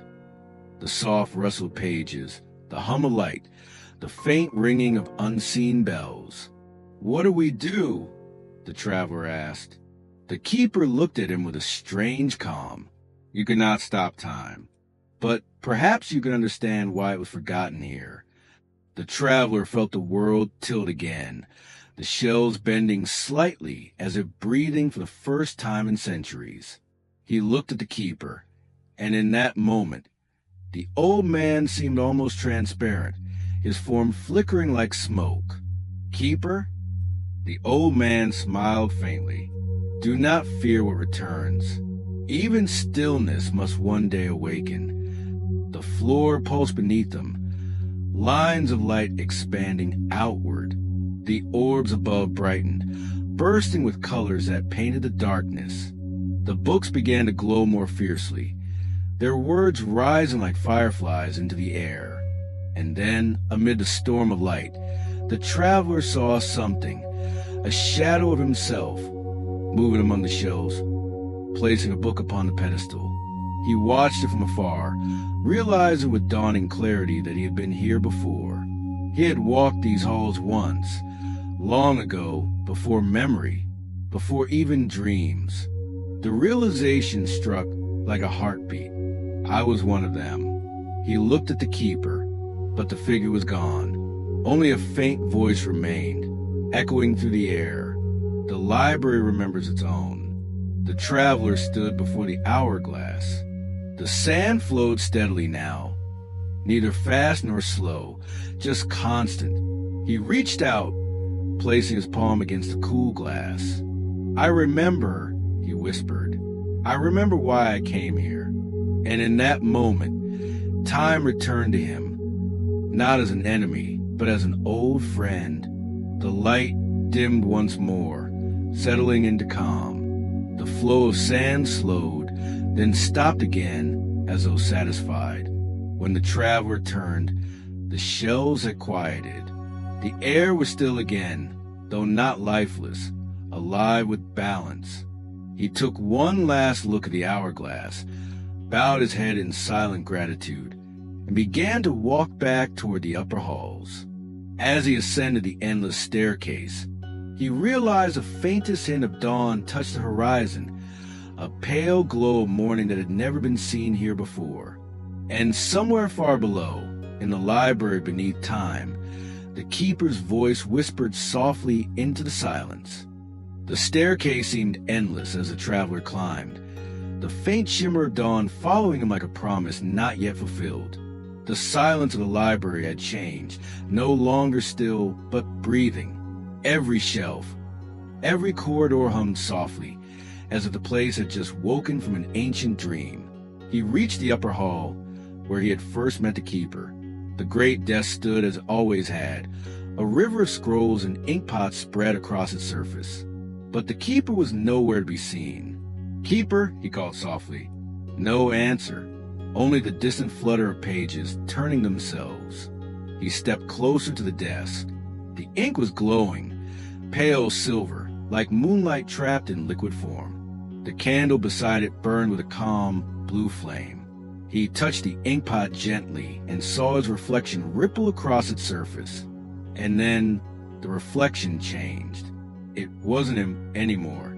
It was her, the keeper, but younger, softer, eyes filled not with timeless stillness, but with something raw and human. Behind her stood a field of stars, and beyond that, a city of light dissolving into mist. "Where are you?" he whispered. "Here," said a voice behind him. He turned. The keeper stood in the doorway, her robe shimmering faintly, her eyes softer than he had ever seen them. There was something different about her, something fragile, as though the endless wave of eternity had finally begun to crack. "You've awakened something," she said, "something that was never meant to move again." "The hourglass?" She nodded. "When you touched it, you brought back time. It's been so long since I felt it stir." He hesitated. "You said it would destroy this place." She smiled faintly. "Perhaps. or perhaps it will set it free. The traveler stepped closer. Who are you, really? The keeper looked past him, toward the shelves stretching into infinity. I suppose you've earned the truth. She walked toward the desk and placed her hand on the glowing ink. Do you know how the library began? He shook his head. It wasn't built, she said quietly. It was dreamed. The traveler frowned.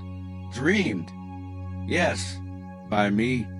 The words hung in the air like a spell. She continued, her voice trembling between pride and sorrow. Once, I was a dreamer, a child of the waking world, filled with stories I could never finish. Every night, I dreamed of a place where no story ever had to end, where imagination could live forever.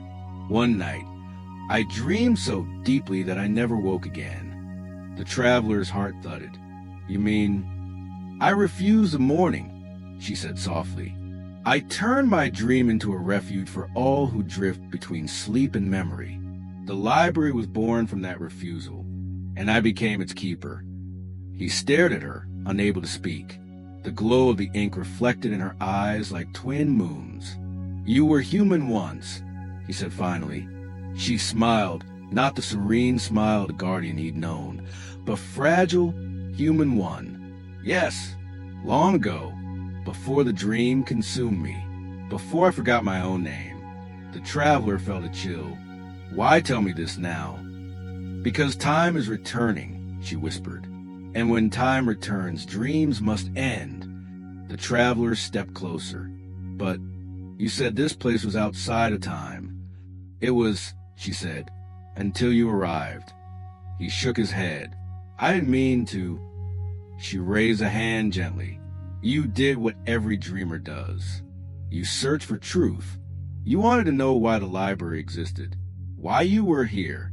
But truth always wakes the dream. The silence that followed was heavy. Around them, the shelves shimmered faintly, and the air smelled faintly of rain and ink. The traveler lowered his gaze. Then what happened to you? Her eyes softened. I will fade. The library can only exist as long as the dreamer sleeps. But don't mistake fading for dying. Every dream leaves behind its echo, a whisper in the mind of the world. I will become that whisper. He shook his head. There must be another way. You've guarded this place for so long. And that is the problem, she interrupted gently. I've guarded it too long. A dream cannot live forever. It must be remembered or it becomes a cage. The traveler's hands tightened. Then let me take your place. Her expression softened into something like sorrowful admiration. You would stay here? In eternal stillness? Yes, he said, if it means saving what you created. She looked at him for a long time, and then, for the first time, she laughed. A quiet, beautiful sound that echoed through the library like the ringing of crystal bells. Oh, child, she said, you already tried that once. He froze. What do you mean? She stepped closer. The candlelight painted her face in gold and shadow. You were one of the dreamers who refused to wake. Your story brought you here before, long, long ago. You built part of these halls with your own memories. The library remembers you, even if you forgot yourself. The traveler felt his breath catch. That's impossible. She smiled faintly. And yet, here you are. His mind spun, fragments of memories surfacing. The echo of laughter in the Aisles of Starlight. The scent of ink on his hands. The sound of quills scratching in the dark. I was one of the keepers. You were a dreamer who helped build the library, she said. When I could no longer bear the loneliness, your story found its way back to me. You gave shape to the corridors, the doors, the candles, and then, when your dream ended, you left. The traveler took a step back, heart pounding. Then why don't I remember? Because waking costs memory, she said gently. You left a piece of yourself here, the part that longed to dream forever. He felt his throat tighten. Then why bring me back now? She placed her hand on his shoulder, her touch cold but comforting. Because the library is dying, and you, The dreamer who once gave it for him, are the only one who can let it go. He stared into her eyes. You want me to destroy it? I want you to set it free, she whispered, so that dreams can flow again, so that no one else gets trapped here between waking and sleep. He turned away, staring at the endless shelves, each one glowing faintly, each book holding a life, a story, a soul. If I release them, he said softly, what happens to all of this?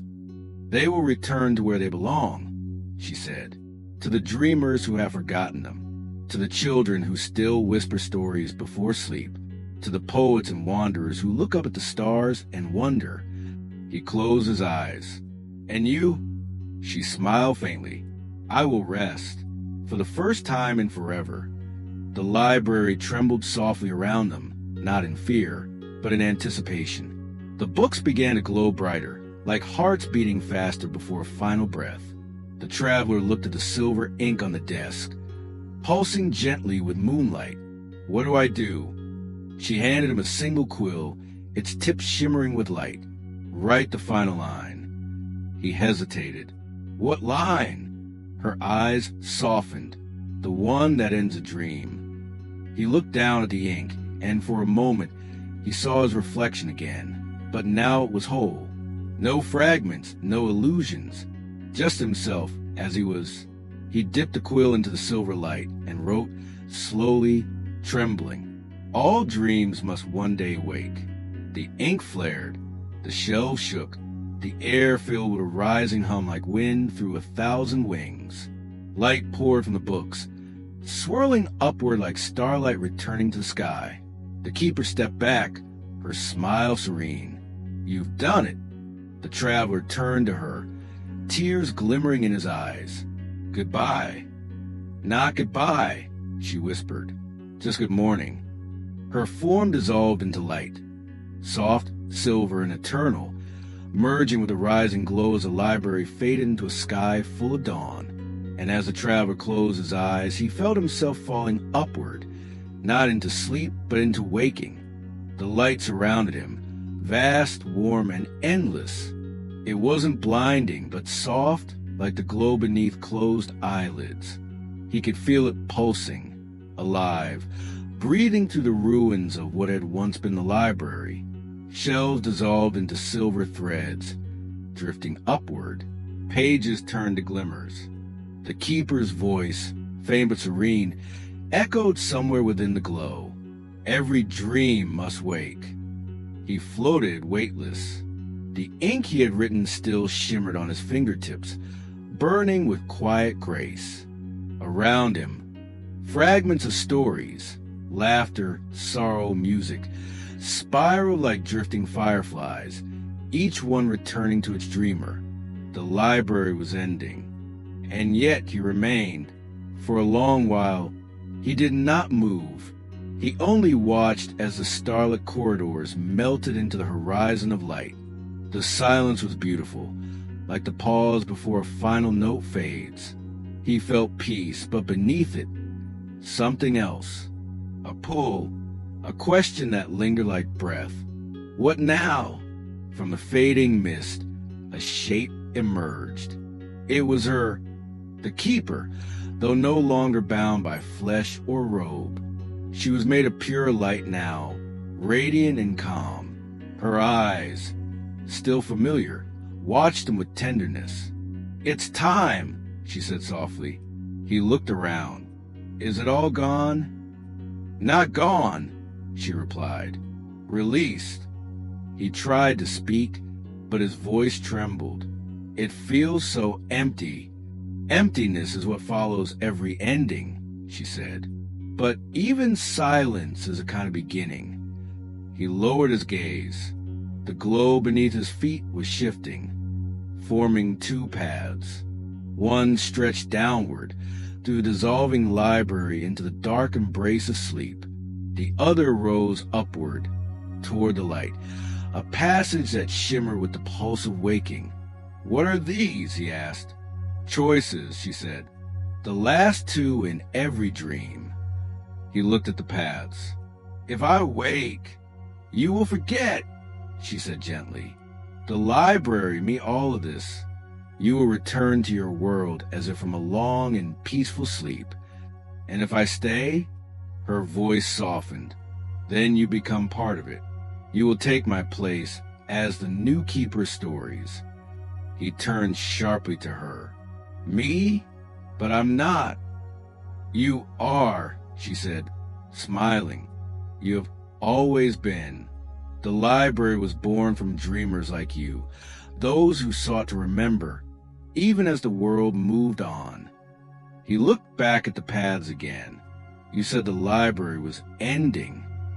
It is, she said, but every ending carries a seed. A new dream will grow. A new library will rise. Maybe not here, maybe not now, but somewhere. He was silent for a long moment. The air shimmered around him, filled with faint whispers, voices of dreamers waking, their laughter returning to the living world. The stories he had seen, the lives he had touched, all drifting upward like the breath of stars. Will I remember them? He asked quietly. If I stay, you will remember everything, she said, but you will never wake again. He breathed out slowly, the weight of both choices heavy upon him. I don't know which is worse, he said, forgetting or never waking. The keeper's expression softened. They are both kinds of mercy. He closed his eyes, feeling the light pulsing through him. The warmth of life on one side, the serenity of eternity on the other. And then, for the first time, he felt the heartbeat of the world beyond the dream. The scent of rain, the faint sound of a morning bird, the trembling promise of dawn. He hadn't realized until now how long it had been since he'd felt it. The world breathing. I used to love mornings, he whispered. The sound of a kettle, the smell of wet streets. She smiled faintly. You could have that again. He opened his eyes. But if I forget this, if I forget you, you won't lose it, she said softly. Dreams never die. They just hide in the quiet corners of memory. Perhaps one day in a bookshop or a storm, you'll feel a pull, something you can't explain. That will be me. He swallowed hard, his chest tightening. I don't want to lose you. You already lost me, she said gently, and found me again. That is what dreams do. He looked down at his hands. The ink had dimmed, the silver fading slowly. And if I stay, then you'll never have to say goodbye again, she said. But you'll also never feel the warmth of a sunrise, never touch the world that birthed your stories. He hesitated. Would I be alone? Not alone, she whispered. Never alone. The stories will keep you company. The whispers will return, but they will no longer belong to you. You'll belong to them. The air trembled. The library's last fragments rose around them, pages folding into feathers, shelves fading into light. He stepped toward the upward path. The light grew brighter, almost too bright. His pulse quickened. The keeper stepped closer, her face calm and kind. Whatever you choose, she said, it will be right. The dream was yours from the beginning. He looked back at her, and for a moment, she wasn't the keeper at all. She was simply a woman, human and fragile, her eyes shimmering with all the stories they had shared. He smiled faintly. Then let me give this story an ending. She nodded. Every ending is a beginning waiting to be remembered. He took another step toward the light. It felt warm, familiar. He could hear faint laughter, his own, as a child perhaps, running through rain. The scent of the world drifted closer, bread, ink, firewood. Then he looked back one last time. The keeper stood at the edge of the fading library, her light dimming like a final candle. Goodbye, dreamer. He hesitated. Good morning, he said softly, and then he stepped into the light. The world folded inward, a quiet rush, like the last breath of a song. For a heartbeat, he felt weightless. Then came warmth, the pulse of something real. The light faded. He opened his eyes. Rain tapped against the window.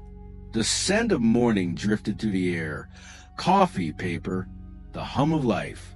He was sitting at a desk, a half-written page before him. The words glowed faintly in silver ink. He stared, heart-pounding. He didn't remember writing them, but he knew what they meant. All dreams must one day wake. He smiled, though a tear slipped down his cheek. The words felt old and familiar, like something whispered him long ago by someone he had loved but could no longer name.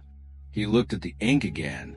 It shimmered for a moment, then faded into ordinary black. Outside, the world stirred. Cars passing, laughter, a bird calling from the eaves. The morning light spilled across the page. He closed his eyes and whispered, barely audible, "Thank you." Far away, beyond time and waking, a single spark of silver light flickered in the dark. A candle relit in the heart of a vanished library. And for a moment, if one listened closely enough, one could almost hear the whisper of pages turning once more. The air trembled before it began. It started as a faint whisper, like the rustle of parchment touched by an unseen hand. The traveler, still standing within the echo of light from his choice, looked up. The library, which had been dissolving into peaceful silence, suddenly shifted. A cold wind swept through the endless corridors that moments ago had been calm. Shelves shuddered. The glow of candles flickered wildly. Then, without warning, the world exhaled. A torrent of wind roared through the halls, carrying thousands upon thousands of pages into the air. They spun around him like a living storm, glowing fragments of stories, memories, and dreams. Each page shone with silver ink, reflecting fleeting images of laughter, sorrow, and distant lands. He reached out instinctively as one brushed past his cheek.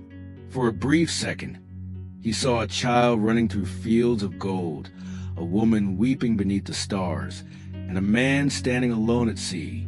Then it slipped away, carried by the storm. The keeper's voice echoed faintly through the gale, though her form had dissolved into light.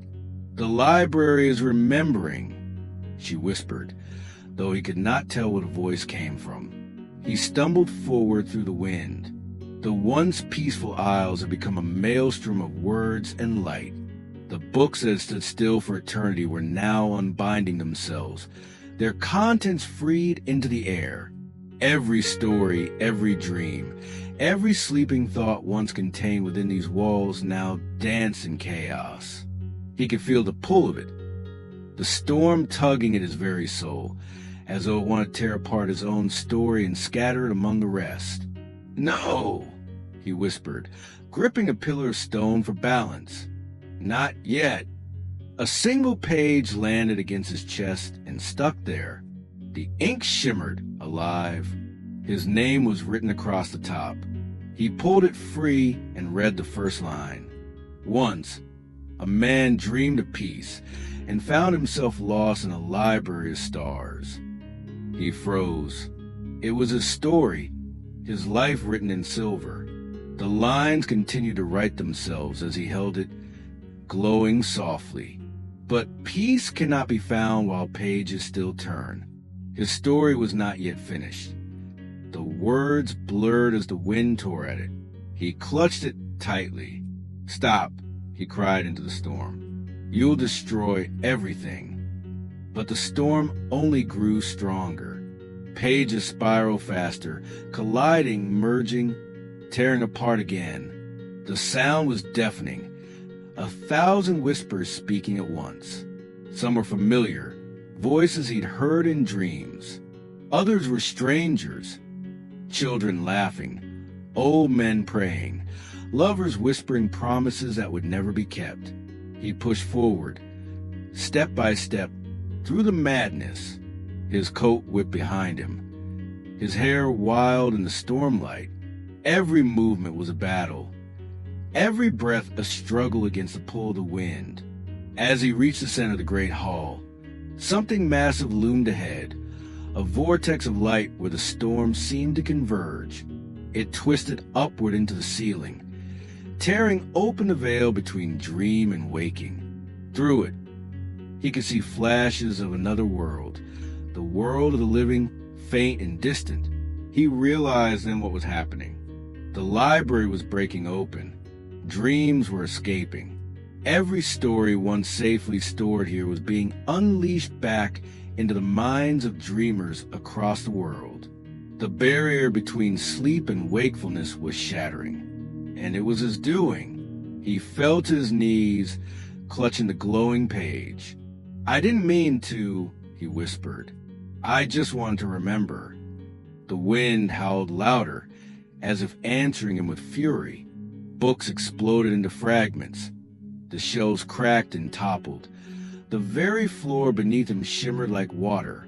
From the whirlwind of pages, a familiar glow began to form. The keeper's light. Her voice came clearer now, echoing through the roar. It was always meant to end this way. He looked up, shielding his eyes from the light. "What do you mean?" "The library has kept the dreams too long," she said, her tone both mournful and serene. "Now, the world must remember its own stories. The storm is not destruction, it's release." He rose to his feet, struggling to stand against the wind. "And me? What happens to me?" "You are part of the release," she whispered. "You carried the spark that broke the stillness. You woke the sleeping words." The wind swirled around her form, shaping her into the woman she once had been, luminous and fragile. This is what dreamers do. They build, they forget, and they begin again. He took a trembling step toward her, but it's all falling apart. Her expression softened. "No, it's falling into place." She reached out her hand. "You must let it go." He hesitated, staring at the glowing page still clenched in his fist, the story of his life. "If I let it go," he said, "will I forget again?" "Perhaps," she said gently. "Or perhaps you will simply remember differently. Stories are never truly lost, only rewritten." He looked down at the page. The words were shifting, fading. His name blurred. A final sentence began to form across the bottom, written in that same silvery glow. "And when the last page turns, the dreamer will become the story." He felt his throat tighten. What does that mean? But the keeper only smiled. The storm howled louder, shaking the library to its foundations. The vortex above widened, spilling starlight and wind into the vastness beyond. The traveler's heartbeat thudded in his ears as he stepped closer to the swirling chaos.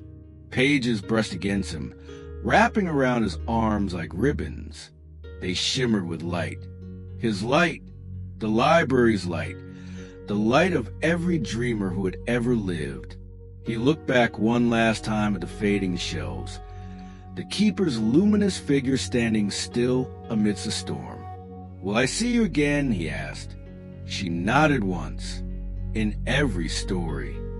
And then the wind surged, lifting him from the ground. The pages rose with him, spiraling upward into the vortex. He was no longer falling nor flying, only drifting through endless pages, through the dreams of others, through the whispers of his own heart. The page he had held so tightly slipped from his hand. It floated before him, caught in the light, and as it turned, he saw the final line complete itself. He let go and became infinite. A single tear fell from his eye, caught in the storm. Then the vortex consumed him. The library vanished in a flash of silver and silence. When the light faded, nothing remained but drifting pages across a starlit void, a calm sea of words slowly falling back to earth, settling into the dreams of those who slept. Somewhere in the world, a child stirred, dreaming of endless corridors. A woman smiled in her sleep, hearing faint whispers of turning pages. And above them all, in the unseen space between sleep and waking, the storm subsided. Only one page remained, glowing faintly. It bore no title, no name, only a single line written in moonlit ink. The story never ends. Silence fell where the storm had once howled. The traveler stood amid the stillness, his body weightless, his mind echoing with the memory of wind and pages. The library, once endless corridors and shelves that breathed with dreams, was gone. What remained was light, soft, endless, silver light stretching out in every direction. For a moment, he wondered if he had become one of the pages, scattered, rewritten, forgotten. But then, slowly, beneath his feet, the light began to form shapes. Lines of gold etched themselves into the air, drawing stone beneath him, building steps, walls, and arches. The library was rebuilding itself. Not as it had been. This was different. Brighter, calmer, alive. The shelves rose again, but not endless this time. They reached the horizon. Above them was not ceiling nor darkness, but a pale sky filled with drifting stars that never quite stood still. He walked forward, his hand brushing against the reborn shelves. The books that lined them glowed faintly, their covers breathing softly like the chests of sleeping beings. Each one pulsed with life, their words no longer trapped, but gently moving, like dreams still in motion. He remembered what the keeper had said before the storm took him. You are part of the release. Was this what she meant? A world reborn from chaos? A dream balance between memory and waking? At the far end of the grand hall stood a set of doors. They were open, letting in a soft wind that smelled of moonlight and rain. Beyond them stretched a balcony, vast and radiant, overlooking nothing and everything. He stepped through. The balcony hung over infinity. Below, there was no ground, only flowing light, like rivers of stars winding through mist. The horizon shimmered, bending between night and dawn, but never choosing either. He felt as if he stood on the edge of both the dream and the world beyond it. He approached the railing slowly. The stone was warm under his fingers, smooth and humming with quiet power. The wind brushed past him, whispering with voices he couldn't quite hear.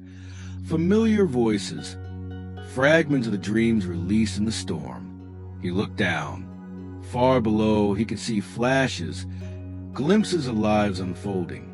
A child laughing beside a fire, a mother humming a lullaby, a man painting under moonlight. Every dreamer whose pages had once been locked away in a library was now dreaming freely again. He smiled faintly. They're all remembering. Yes, said a voice behind him. He turned. The keeper stood there, though no longer shrouded in light. She appeared as she might have once been, human, gentle, her eyes the color of twilight. Her silver hair moved like mist in the wind. I didn't think I'd see you again, he said quietly. You never stopped seeing me, she replied with a soft smile. I am part of every story you touched, every dream that brushed against yours. You only forgot. He studied her, and for the first time, she looked tired, not weary in body, but in spirit, as if she, too, had carried the weight of too many forgotten dreams. What happens now? He asked. That depends, she said, walking beside him to the balcony's edge. The library exists again, but differently. Its doors will open only to those who need it, not to keep them, but to remind them. He nodded slowly. And me? She turned her gaze to the horizon. You stand between two choices. You can remain here, as I once did, a guardian of dreams, watching the stories of others unfold. Or she looked back at him, her eyes glimmering. You can return. Wake. Forget this place, as all dreamers do. But live. He looked down again at the light below. The world of dreams shimmered like an ocean of memory. Beyond it, somewhere unseen, lay the waking world, the one he could barely remember anymore. Will I really forget everything? He asked softly. Yes, she said. The library cannot exist in waking minds. Its memory would unravel you. And if I stay, then you will never wake. But you will remember everything. You'll become part of the library itself, the ink in its veins, the whisper in its halls. He turned to her. That's what you did, isn't it? You chose to stay. She smiled faintly. I did. Once, long ago, I dreamed of something too beautiful to let go. I wanted to keep it forever. And so I became keeper. Do you regret it? Her eyes shone with an unreadable light. Dreams are not meant to last, she said. But neither are they wasted. I only regret forgetting how it felt to wake. They stood together in silence, the wind carrying the sighs of sleeping minds below. The traveler looked to the horizon again. It pulsed like a heartbeat, glowing softly. The line between sky and sea blurred, as if inviting him to step through. He thought of all he had seen, the Aisles of Starlight, the unfinished stories, the whispering books, the candle that burned with memory. Each moment had been a reflection of himself, his fears, his longing, his forgotten past. He understood now. The library had not just been a place. It had been him. He closed his eyes. All my life, I wanted to understand my dreams. I thought they were pieces of something I had lost. But maybe he opened his eyes and looked at her. They were just trying to remind me to live. The keeper's smile deepened, a trace of sadness in it. Then you already know your choice. He nodded. The wind grew still. The light around them softened, dimming as if the library itself were holding its breath. He stepped closer to the railing and placed his hand upon the stone one last time. It vibrated faintly, alive with countless stories moving through it. He whispered, "Thank you." The keeper reached out her hand. In her palm appeared a small silver key, the same key that had once opened the first door he walked through. Every dreamer leaves a door behind, she said. This one is yours. If ever you find it again, it will know you. He took it gently. The metal was cool against his skin. Then, with one last breath of the library's air, he turned toward the horizon. The sky before him shimmered, breaking open into light. A path appeared, narrow, luminous, stretching into the unknown. It pulsed like a living heartbeat, beckoning. He hesitated for only a moment. "Goodbye," he said softly.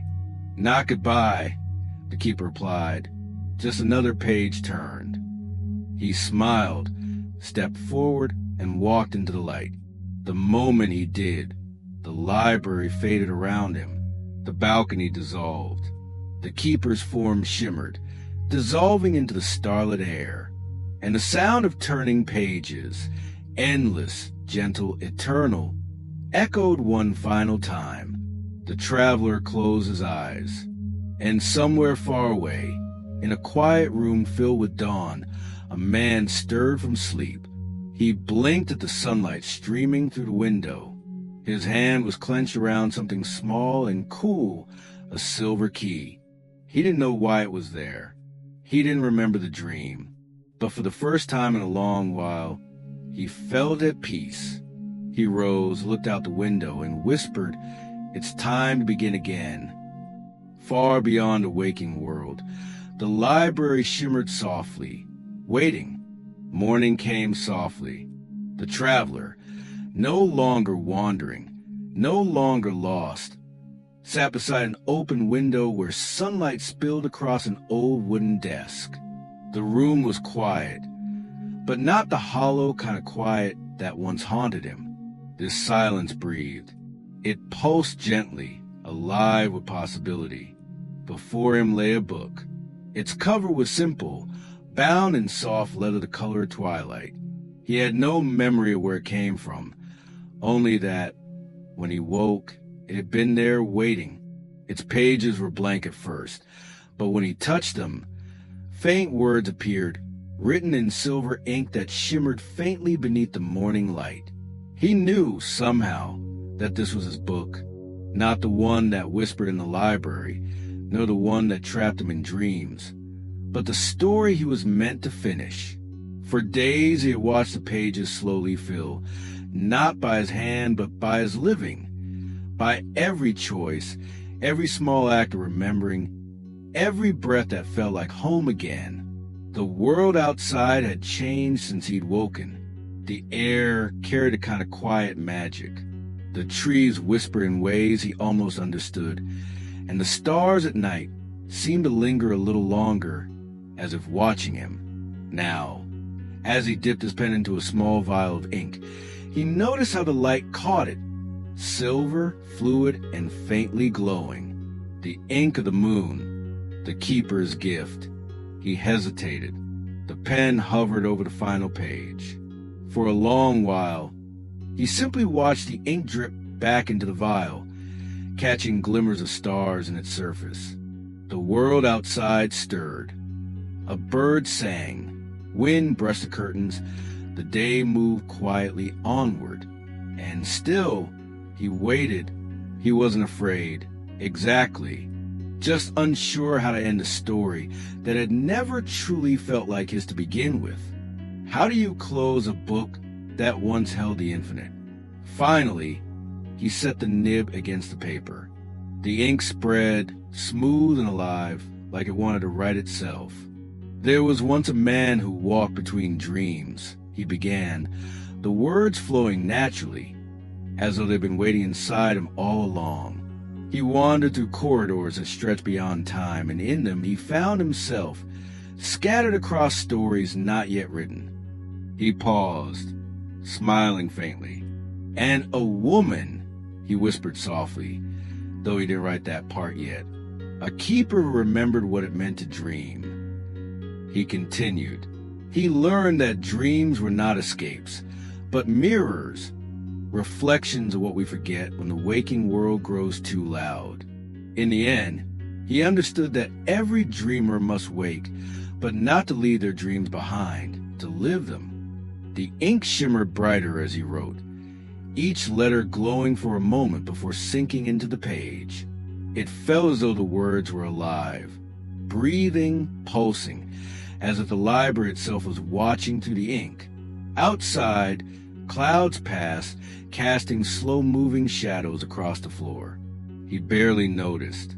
He kept writing. He woke with nothing but a silver key and the faint memory of starlight.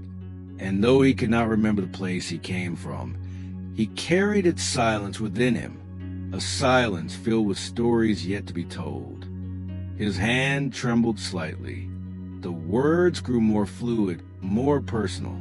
He learned to live again, to walk among others, to see their dreams not as ghosts, but as seeds. And in each person he met, he saw a glimmer of the library, a hallway, a whisper, a book that longed to be opened. He stopped to breathe. The ink glowed softly under his fingertips. He could feel it now. The library's heartbeat beneath his skin, the hum of all stories still unwritten. He remembered the keeper's final words. Every dreamer leaves a door behind. He reached into his pocket. The silver key was still there, faintly warm, its edges smooth as if worn by time. He turned it between his fingers and smiled. Every dreamer leaves a door, he murmured. But maybe some of us build one, too. He dipped the pen again and wrote the next line. When he could no longer find the library, he began to build one, not with stone or endless shelves, but with kindness, with stories, with moments of quiet shared under the same sky. As the words took shape, something stirred around him. The light in the room deepened, bending and folding softly. Dust motes caught the sunlight, swirling like stars. He blinked.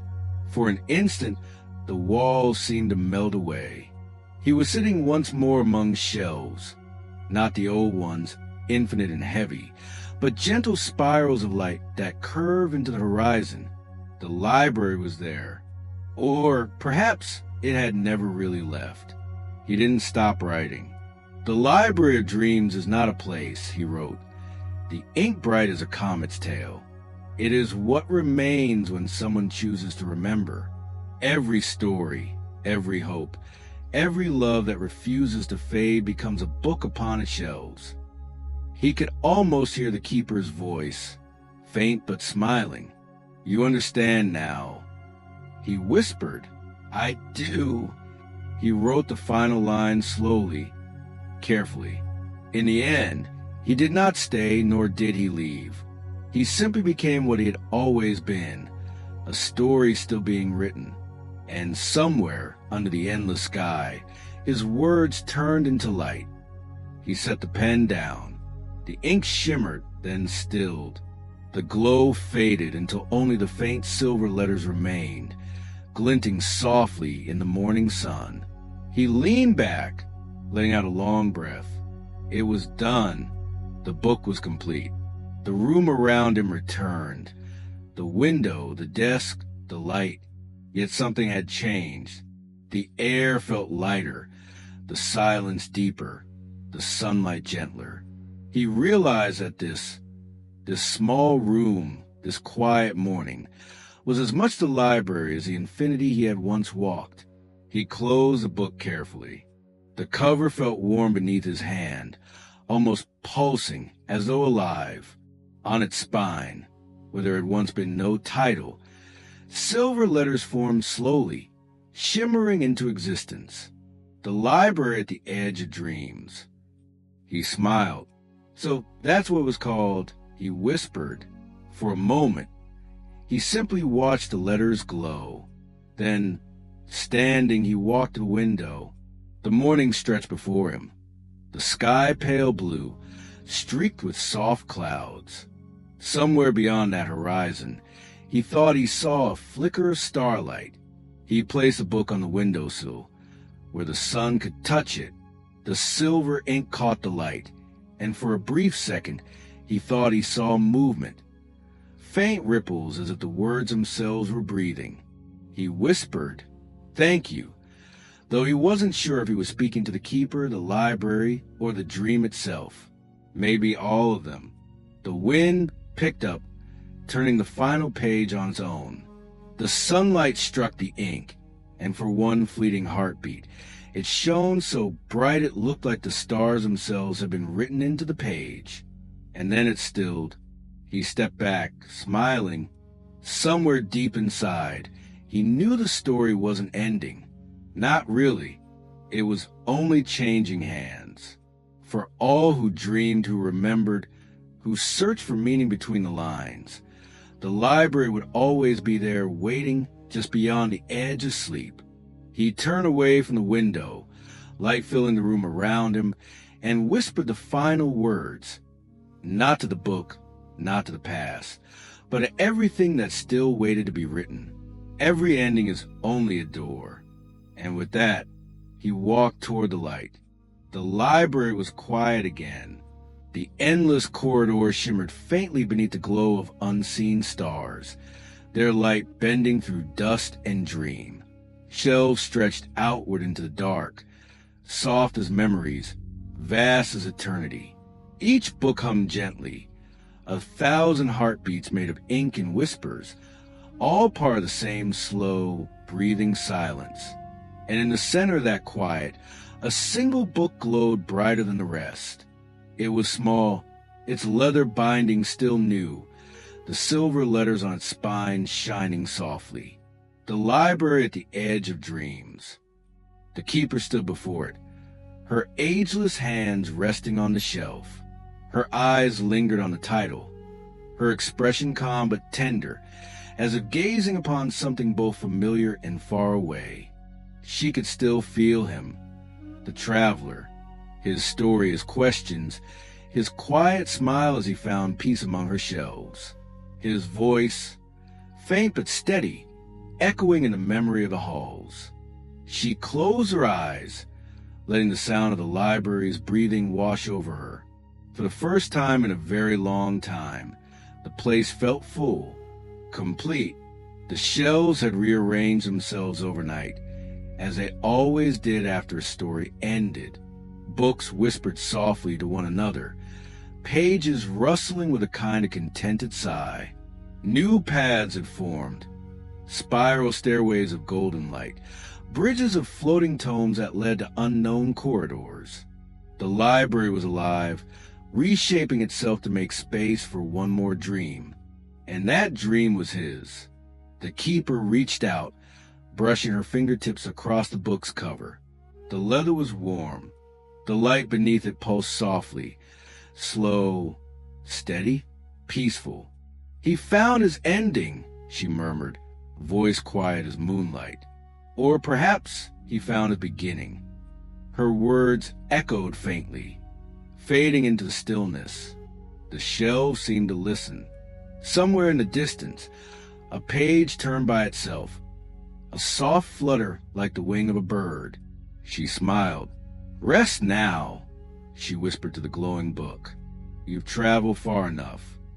As of understanding, the light within the book dimmed slightly, settling into a gentle glow. The letters shimmered once more, then stilled. The keeper stepped back, her long robes trailing softly along the marble floor.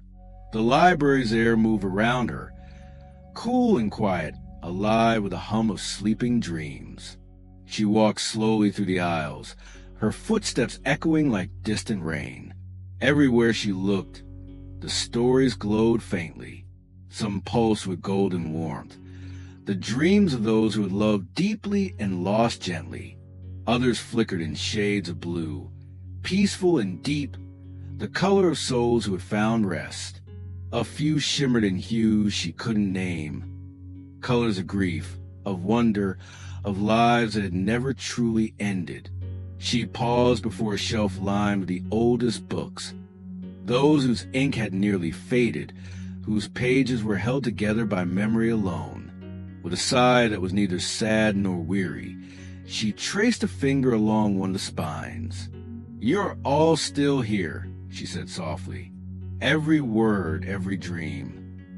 The books seemed to stir, the faint glow of their titles brightening for a heartbeat. Then, silence again. The keeper continued walking. At the far end of the corridor, beyond the Aisles of Starlight and the Hall of Forgotten Sleepers, there stood an archway carved from obsidian and glass. Through it, a faint breeze drifted, cool, still carrying the scent of moonlight and dust. Beyond that archway lay the heart of the library. She stepped through. The chamber was vast, so vast it felt as if it might stretch beyond time itself. Floating lanterns hung in the air like constellations, each one filled with silver light.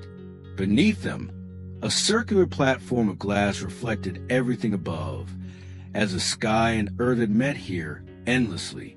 In the center stood a pedestal. Upon it rested a massive tome, the first book, the one written when the library was born. The keeper approached slowly, her reflection rippling in the mirrored floor beneath her. When she reached the pedestal, she placed both hands upon the first book. The cover was impossibly old, older than memory, older than dreaming itself. She leaned forward slightly and whispered a single word: "Sleep." The lanterns flickered. The library sighed, a long, deep exhale that echoed through every hall, every aisle, every whisper of starlight. All at once, the glow from the books softened. The silver inks dulled to gentle grays. The shelves dimmed. The floating lights drifted lower, their brightness fading into the stillness. The library was falling asleep, and with it, every dream within. The keeper stood still, watching the slow cascade of quiet. It was always like this. After a story ended, after a soul had found its peace, the library rested, as if to dream again in its own way. In the dimming glow, she felt a familiar warmth, faint, steady, almost like a heartbeat that wasn't her own. She turned back toward the shelves, where the traveler's book still sat.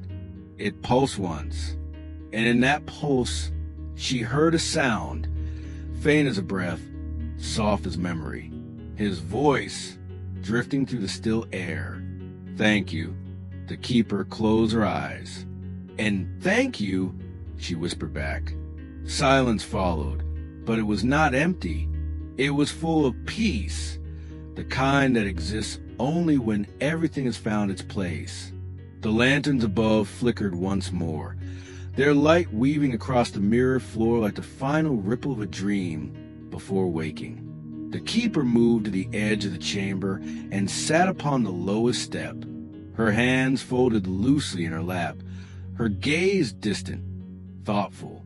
She wondered, as she often did, how many more would come, how many wanderers, lost between waking and dreaming, would find their way here, how many stories she would still have to guard, perhaps infinite, perhaps none.